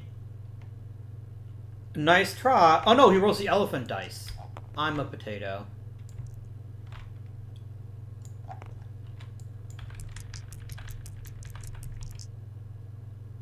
And he gets 0. Oh dear. So I don't even have to play my card. That's unfortunate for him. So Perdiccas' total battle strength is 8, 9, 10, 11, 12. And my Royal Army sits out because they're still more powerful than me. They're still more legitimate than me right now. That won't last forever, but right now, they're more legitimate than me. So they get to keep... Thanks to the funeral cart, by the way. The funeral cart's what puts them over the line there. So it's going to come down to 2v2. Blue versus green. Alright. So blue's looking at a combat strength of 10. Oh, sorry. Green should also have the opportunity, if they wish, to play a battle card. They do not have any.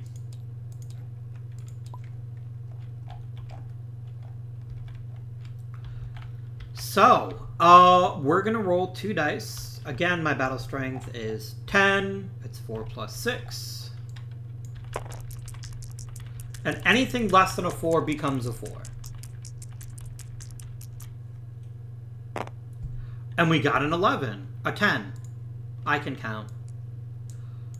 So a strength of 10 and a roll of 10 is going to get me a victory score of a battle score of 8.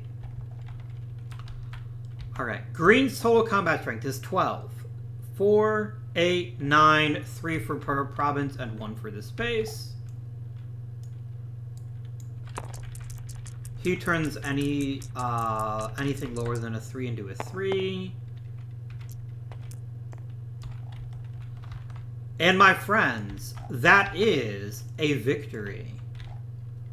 Because 6 gives a battle score of 5.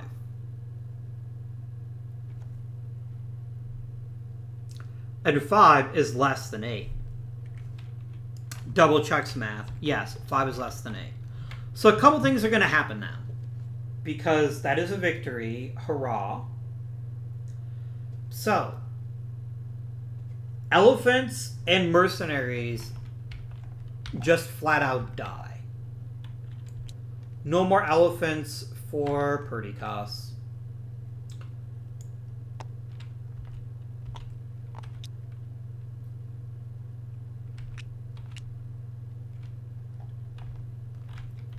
I don't think elephants are removed from the game. I think they're simply sent back to their box. Let me see here.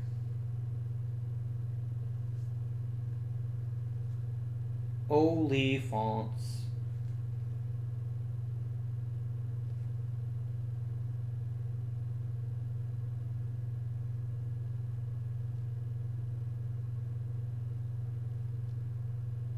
Oh, I would have rolled it 4 times.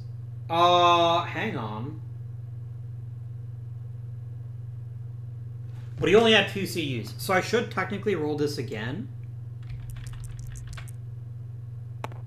But then I would play my card and neutralize it anyway. But yes, it is 2 CUs. That just basically is the reason to get rid of that card.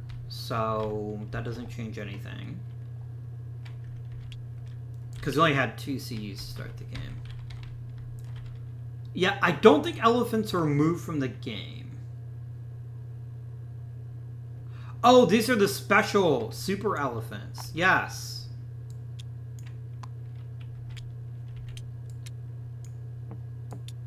That's their deal. Anyways, they're removed, as are any mercenaries. He is also dead.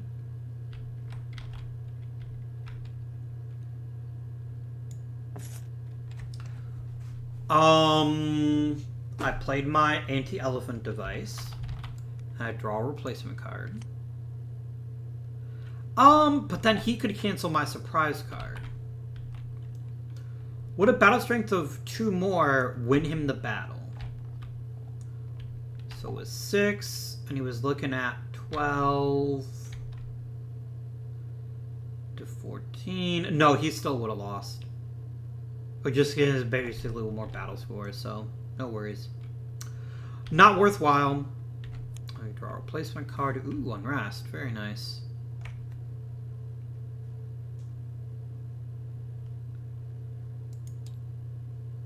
Okay.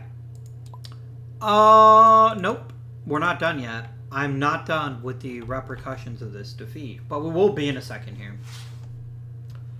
So, what else do you lose in defeat?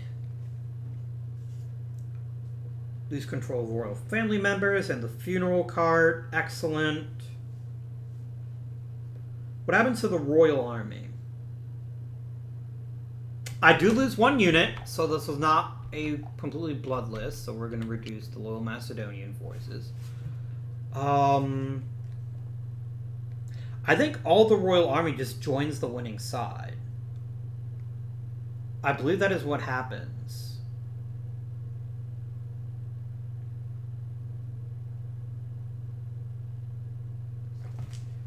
Let me see here.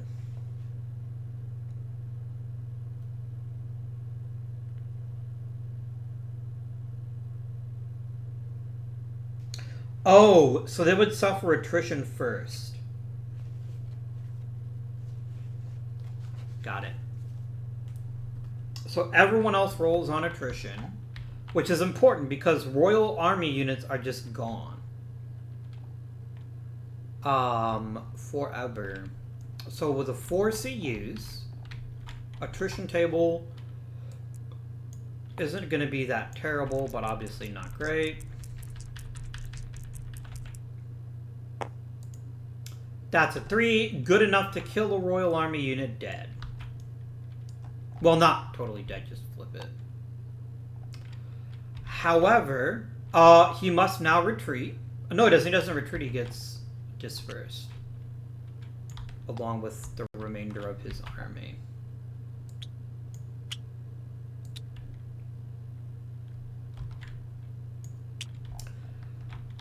And the funeral cart goes to Krateros, and more importantly, the family members do. A swing of 9 legitimacy.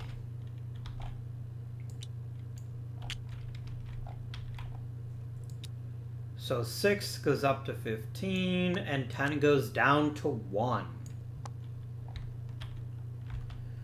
Oh dear. And I just won a battle.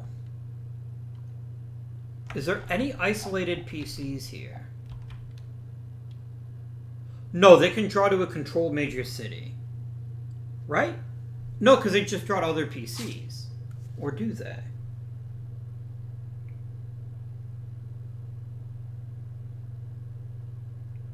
Yeah, to one of their own CUs or a major city. So, still, that was a phenomenally important victory. Well done by Krateros. And that concludes the blue player's turn. So green is not looking so good. They're looking a bit green at the gills, if you will. They do get to place. That fine specimen there.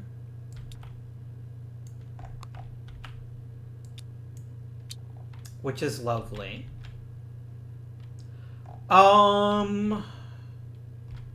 Where's their other army at? They still have 2 armies.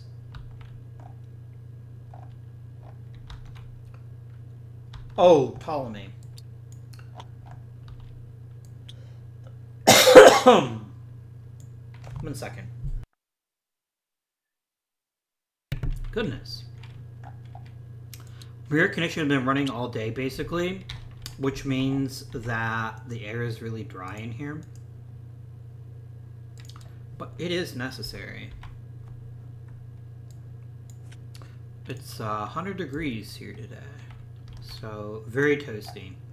That is 1 victory point for green, so that's not nothing.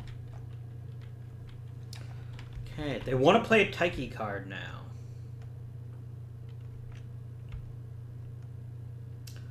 They're going to play Greek mercenaries, but they can't play it for the card. They're going to play it for other things. And I gotta say, securing Mesopotamia or getting closer to it would be pretty strong, but Perseus would just instantly give them 2 victory points. And I think that's more valuable right now. So we're gonna go 1, 2. And they're going to get the Perseus card. PR. And that's going to be enough to earn them 2 victory points.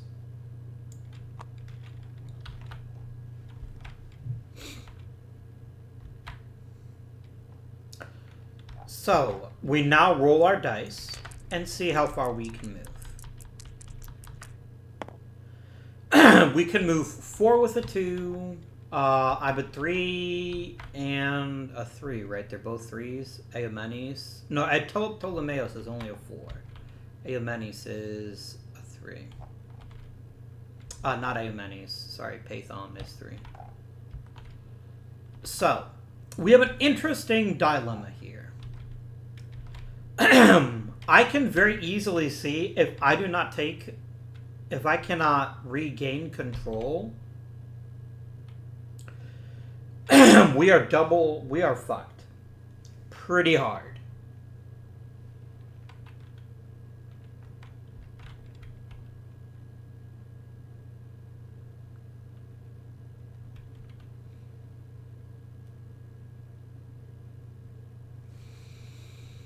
Oh dear. Right.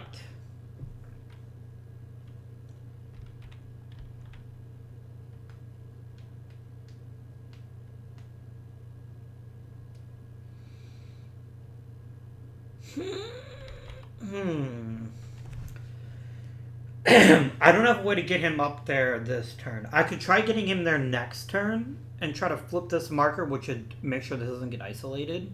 But I just have to get close enough to a CU, right? So I'm going to go 1, 2, 3. And Ptolemaeus can move 2 spaces. I see no reason why he shouldn't grab Phoenike here. So we're going to go 1, 2, and leave a dude behind in Tyros.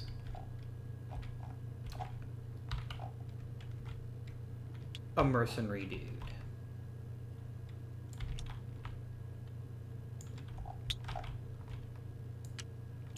That's 2 major cities. I definitely appreciate that. And it gets us on a path to consolidating control up here.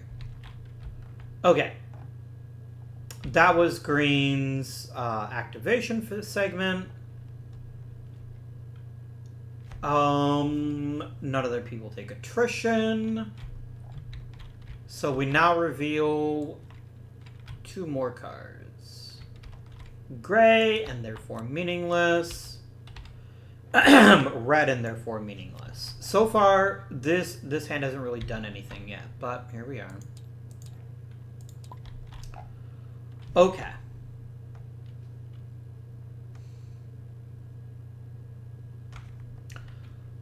So, first things first, we do sieges / taking territory.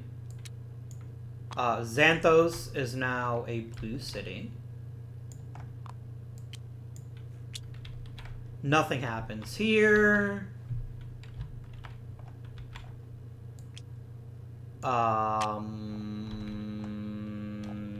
Necroteros turns that blue. It's gonna get isolated unless I can do some real damage, but that's fine. And then I have 4 generals. Where's the 4th one?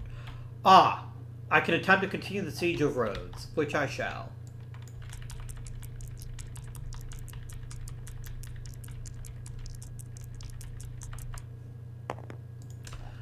A 3 here, the -1 works out for me. It means nothing instead of losing a dude, which means I can keep trying to do it in the movement phase. So that's cool. Alright. I gotta play my unrest, so I will.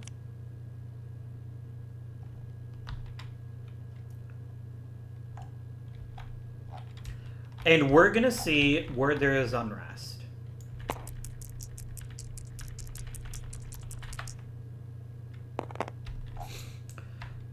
Seven is Armenia.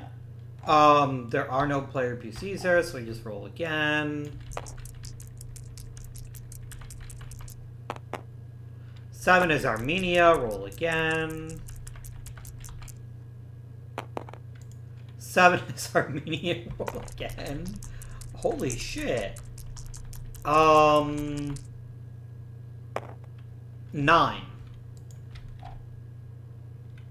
I can choose Hellas or Crete. Unfortunately, neither one of them are held by players, so nothing happens there. I do get the bonus. And I want to see how much it costs to upgrade a fleet. If it's 3 or 4. It's a 4. I could do a recruitment, and I kind of like that idea. It goes as a reinforcement. And where can I legally place reinforcements? Can I place reinforcements with a besieging army, is my question.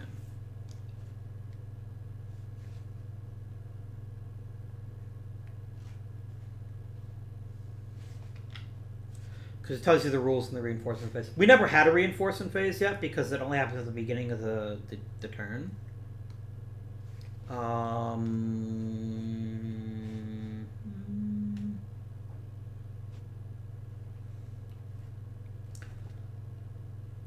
Let's see here.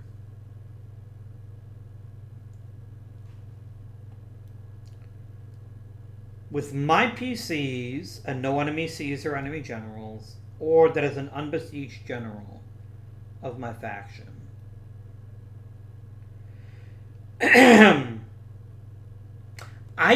You know what? There's no enemy CUs or generals in that space, so I think I could resupply Rhodos with the reinforcement I just got, so I think I'm going to do that. And that's going to be Mr. Antigonos. So I'm going to give you 2 dudes there. Alright, let's get some movement happening.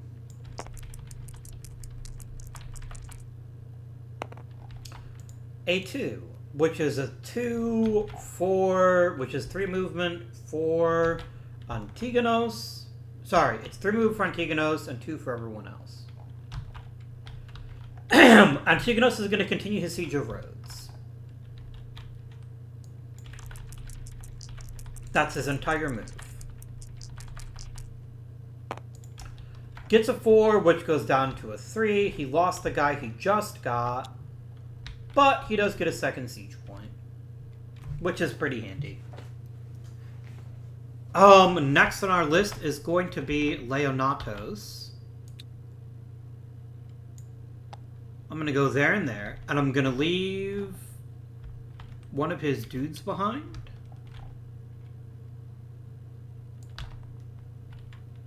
So we can flip both of those next turn, giving us another province.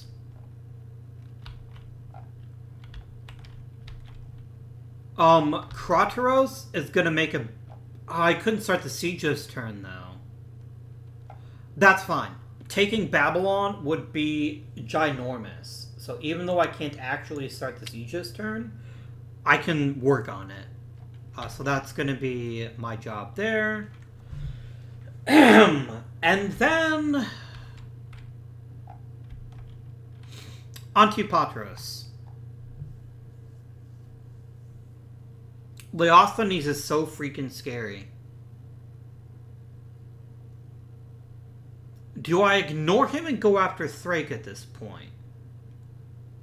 I think I do. I think pinning him here forever is just never going to work out. So I am going to go 1,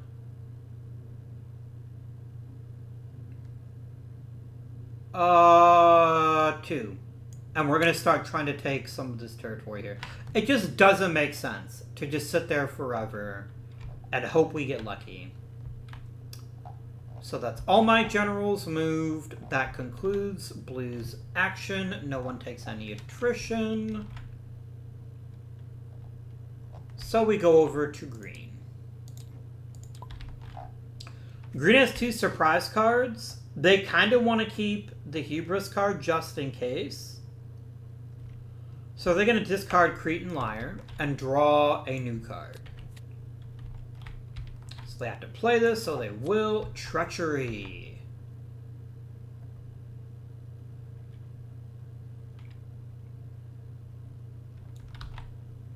Unfortunately, there are no heirs or funeral cart within 2 of me. Within 2 of one of my armies. The green armies, I mean, because Pathon is way the way up there. So I'm going to have to use it for ops instead.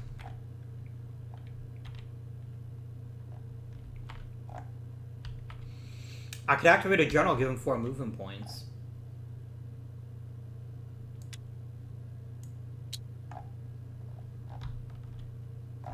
Oh, sorry. No. This comes first. Always this comes first. Sorry, that turns green. And these both become green.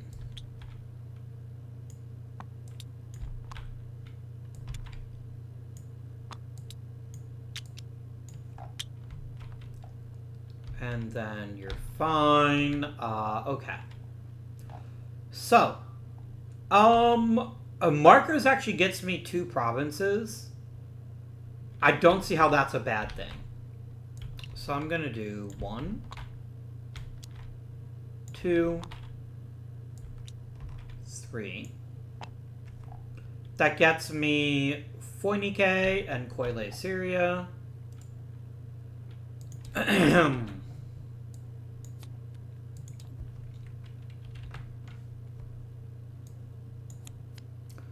Which is good for 3 victory points and a fleet.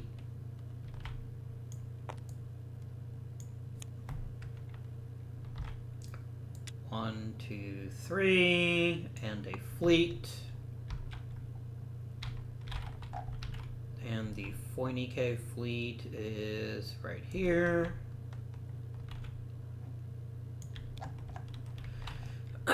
Taking Athens would be massive because I get a level 2 fleet out of it. Or taking Rhodes would be great too. So good. Anyways. So that's the card resolved. No, it's not. I still get to place 1 more. Let's place 1 here, because then that gets us in position to potentially take Mesopotamia.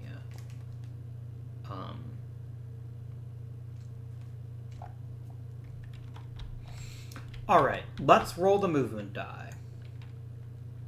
Siege is done, card is done.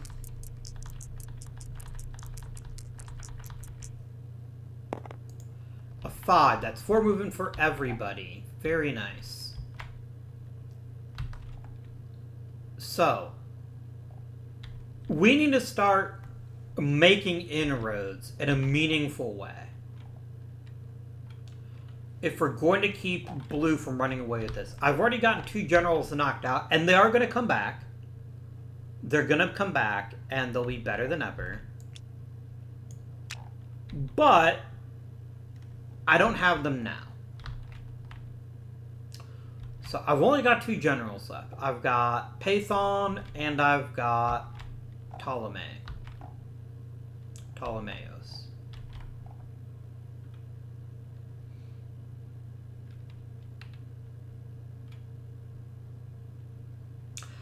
I have to go for Syria. As much as that sucks, that I had to waste Ptolemeus doing that instead of something more exciting, if I don't take Syria away from them, they're going to get stupidly huge numbers of victory points when they take Babylon. I can't save Babylon at this point. At least I don't think I can. So Ptolemeus will act first, and he's going to go 1, 2, 3, 4, and he's going to leave a dude behind right there. I just leave the mercenaries just kind of vibing. That's him done, and then Pathon. Pathon's battle strength would be 5. He would get absolutely wrecked. Especially with that giant change in legitimacy. Like, yeah, he would just get wrecked.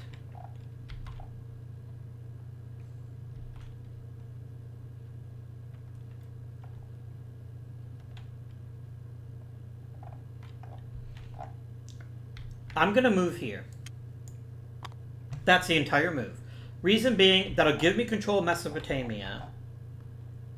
And that'll be very valuable, regardless of what else happens. So strength is done. Forage phase, nothing happens there. 2 cards come out of here. Cleopatra Aubur's marriage is not one of the events, I don't believe, that trigger. Nope. Very powerful event, though. Very, very powerful indeed. And that doesn't count because it's a great card.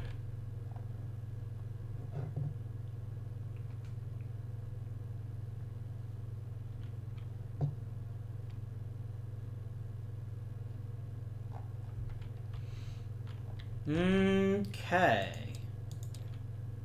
Back to blue.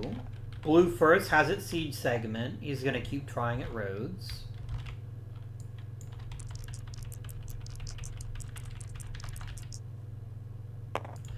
A 5 downgrades to a 4. That is a success, my friends. And because I removed it right now, I get to add my marker immediately.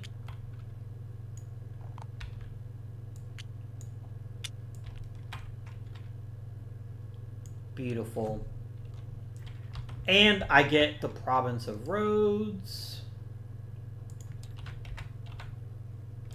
Rhodos.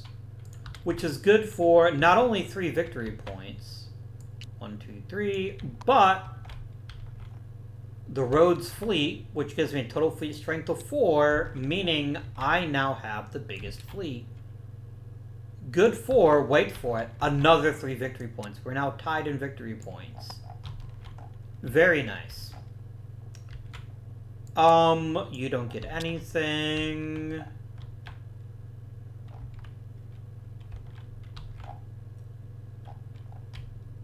You took that. You're gonna take Lycia, Pamphylia.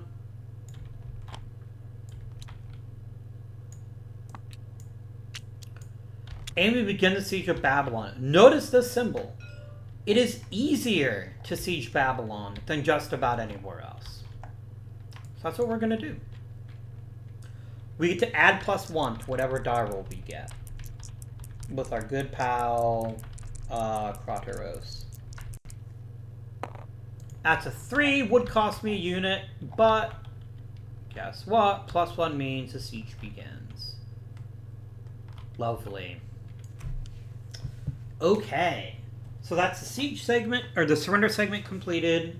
Beautiful. Glorious. Amazing. Now, I cannot play this card. It's a surprise card, so we're going to discard it, and we're going to draw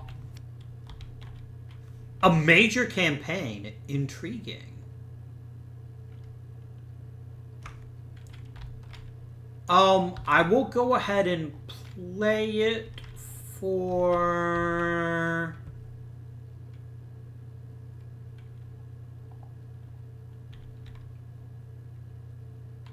markers.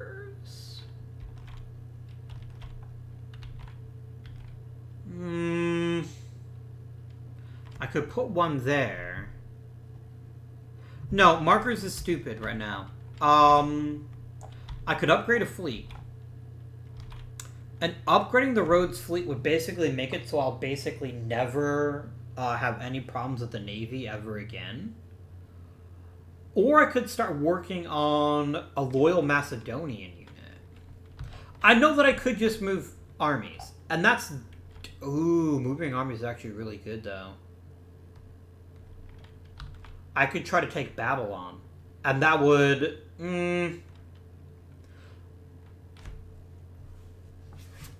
Would I get... So let me quickly check the siege thing here. If I'm facing... Let me see here. So remove the PC, but don't automatically place a new one. That's fine, though. I can live with that.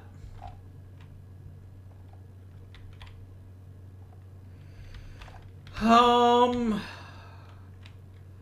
major campaign would be pretty sick.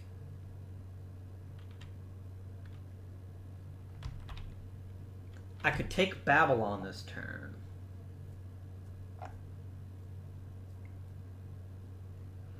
I could go fuck up Python.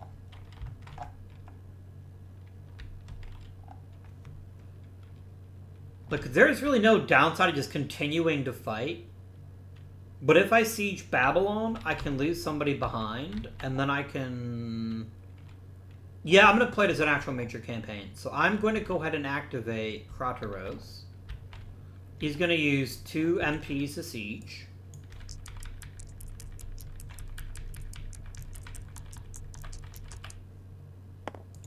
And he just took Babylon. Very nicely done. This gets removed. I'll just delete it. And this gets deleted. And I'm going to leave this loyal Macedonian army behind to take it. That's only 2 movement. And then I can go 3, 4. And my second general I'm going to activate. I can move 6 spaces with him. 1, 2, 3, 4, 5, 6. No, I don't want to expose him to Ptolemaeus. He could wreck his shit.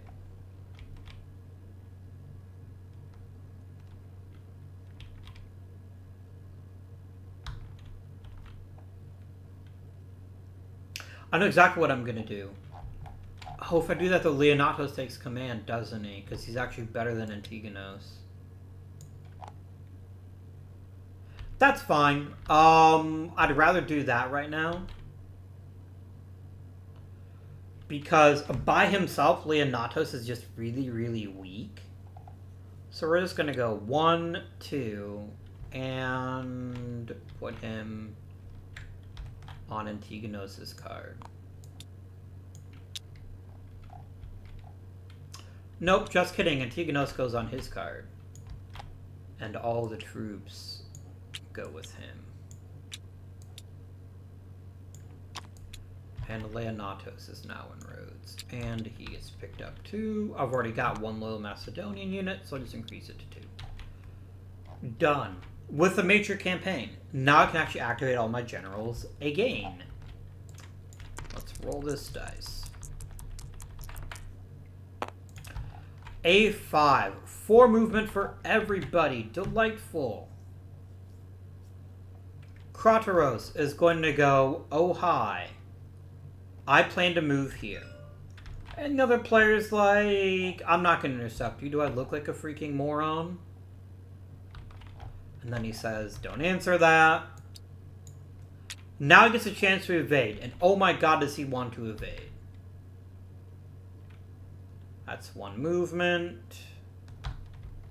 That would be 2. Because if he stays and fights, he's going to get his ass beat. Am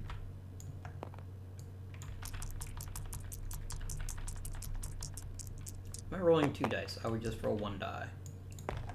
Sorry.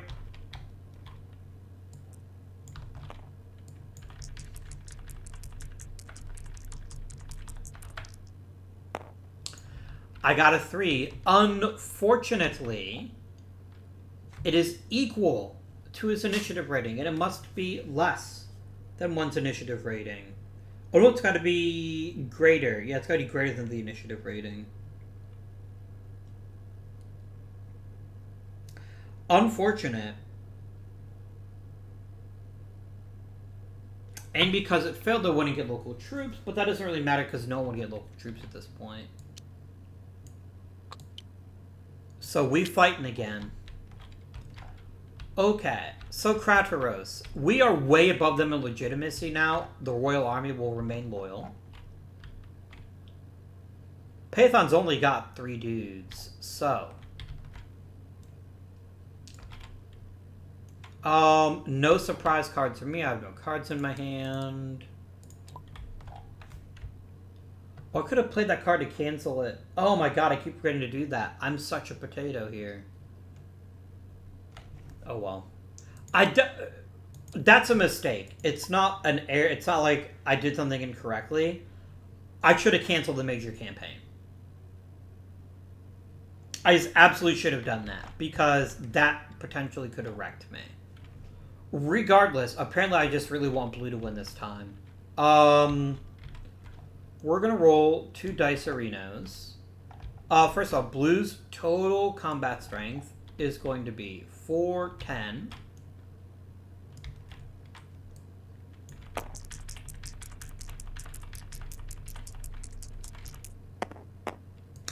That's a 12. That seems pretty good.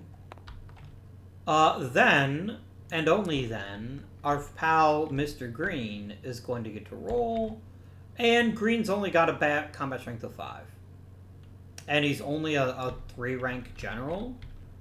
So this is probably not going to go super well, but we'll see. He got a 10.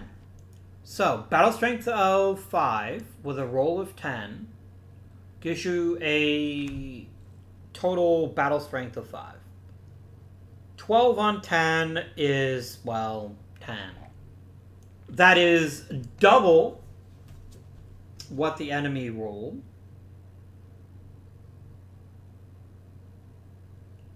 So I don't lose anybody in my victory. Mercenaries are just dead. And they're going to roll attrition for the remainder. And people get dispersed.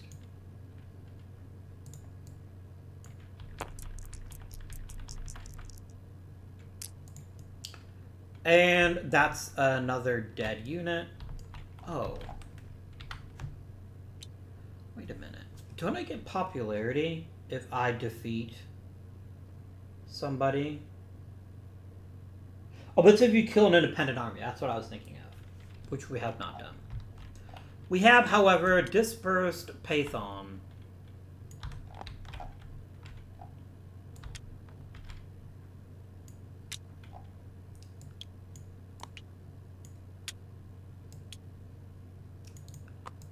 Very cringe, my dude, says Team Green. And he stops there. So, that was only 1 unit's movement. Now we're going to go...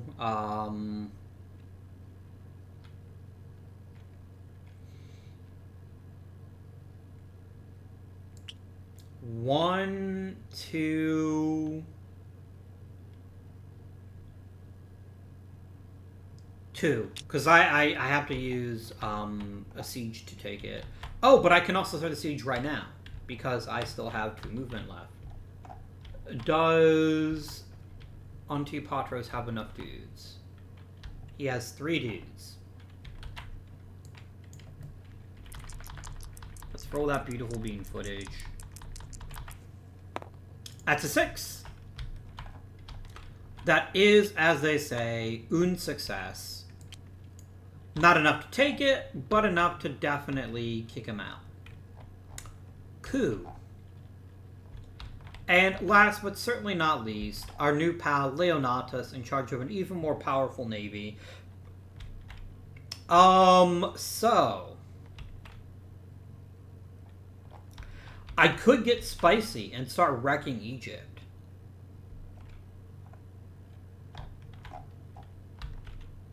Do I get that spicy? So, Naval Battles.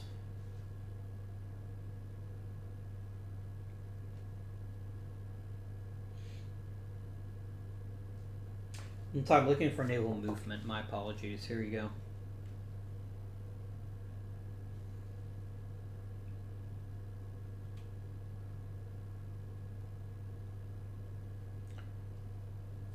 Via sea paths.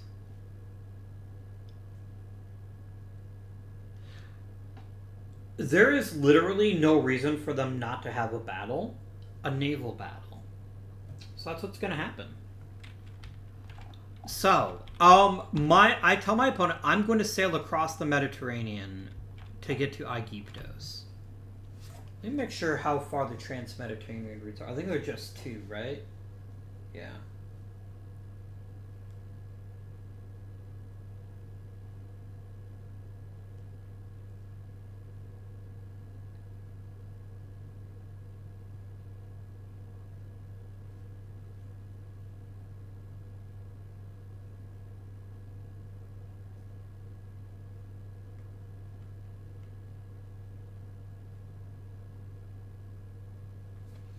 I'm gonna double check naval battle because our first naval battle, I got through telling you at the beginning of this game there was hardly ever any battles in this scenario, but this has just been brutal.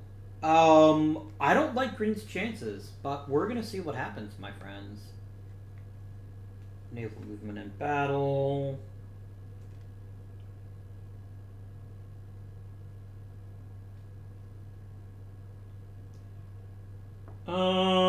I declare who's going to escort.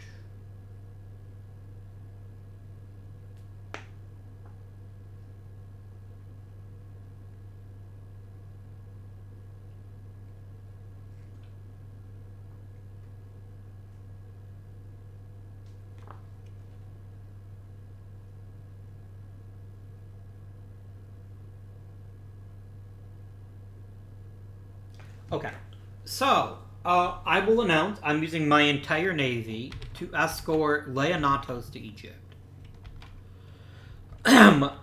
It's 2 to 4. We're gonna roll for it because there's really no reason not to. So it just comes down to fleet strength, so that's 4, and I roll a 5, which gives me a battle rating of 1. Oh dear. They have 2.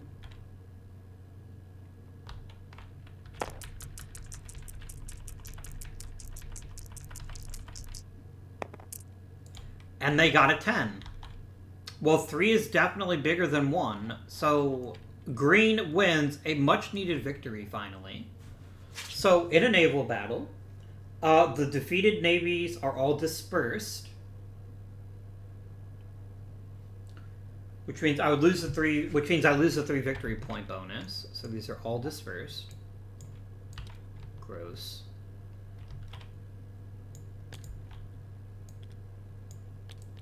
And I'm gonna put one of my control markers there just so I don't forget next time I play that those are blues. And the army suffers attrition.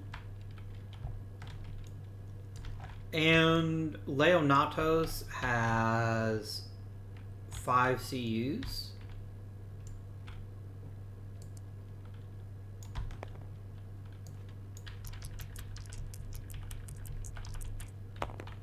We get a 5, so one person is murder-faced. Goodbye, mercenary. Nobody liked you anyway. You were a jerk. We all hated you. From the word go. So that was unfortunate, but it was worth it. Like, getting into Egypt and cracking that nut could be the key to a glorious blue victory. Alas, we were unsuccessful. Speaking of unsuccessful, it is now Green's turn. Green really should have played this card to counter the major campaign. I am a potato, and so I have to discard it and draw. Egyptian military colonists. In one space containing... Ooh. A loyal Macedonian CU in Egypt would be very welcome right now. So I think that's what we're going to do.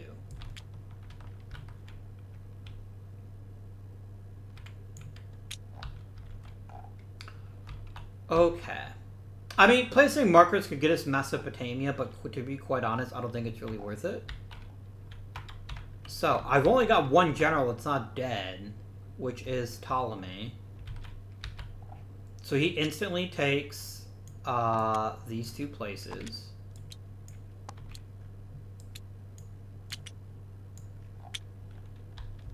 In the siege phase. Sorry, I keep reading siege phase comes before the Taiki phase. My apologies. I now get to roll to see how far he's going to move.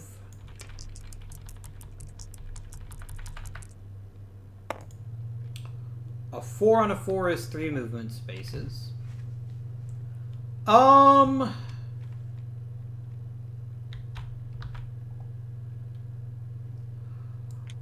dang. I cannot save this. Yes, I can. I can trace the CUs. So I just literally go boop. And then we're safe. Because Because, yeah, as long as they can trace to my own CUs, then we're fine.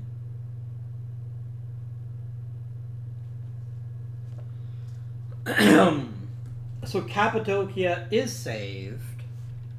However,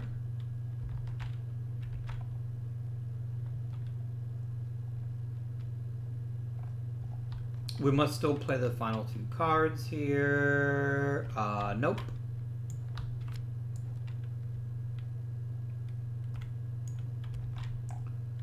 Now, Desertions feels like one of the cards that would get played in the Taiki phase. But it isn't. Okay. Oh, they've got a little extra thing at the top of them. I see. Okay. So, now we do the year-end stuff. Which means isolation phase. Are any markers isolated right now?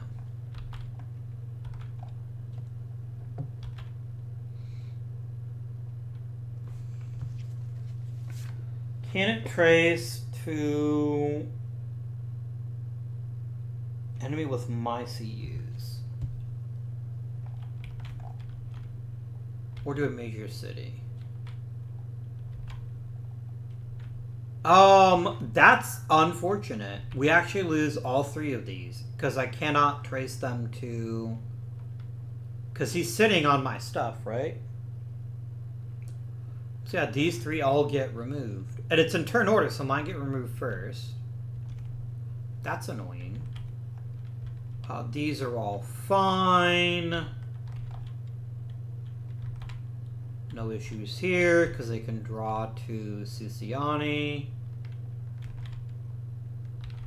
Krateros himself is all we need, and that is all completed.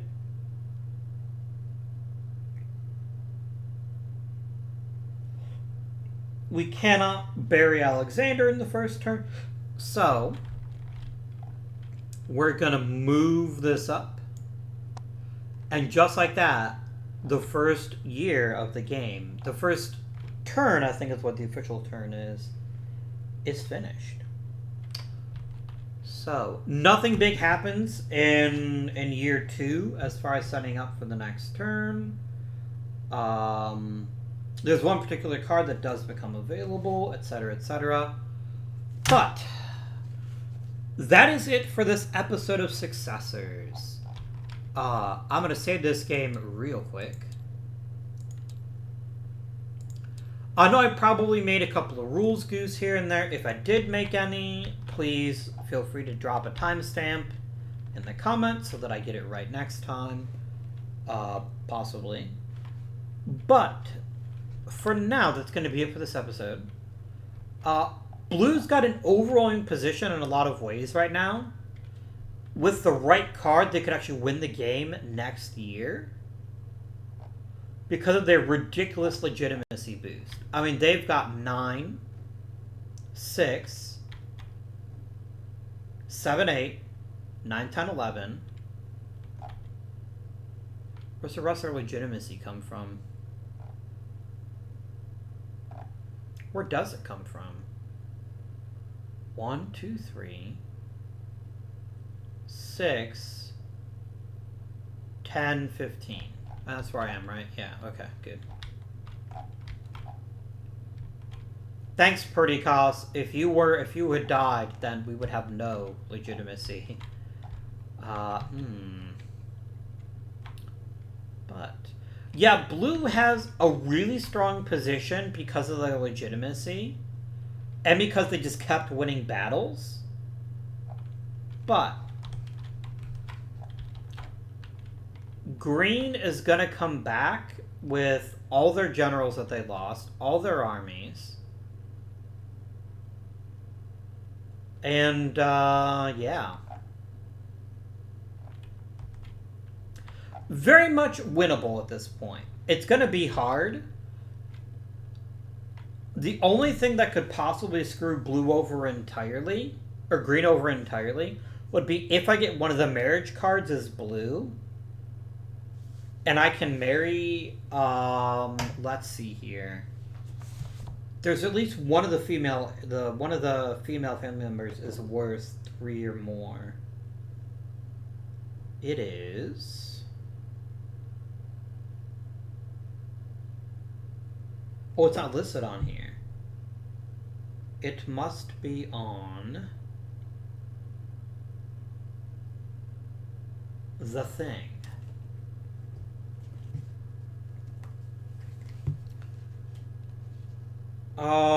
Real quickly, there's one who's worth 3. There's 2, yeah. If I can marry either Olympios or Cleopatra, I will get 3 legitimacy and win the game immediately.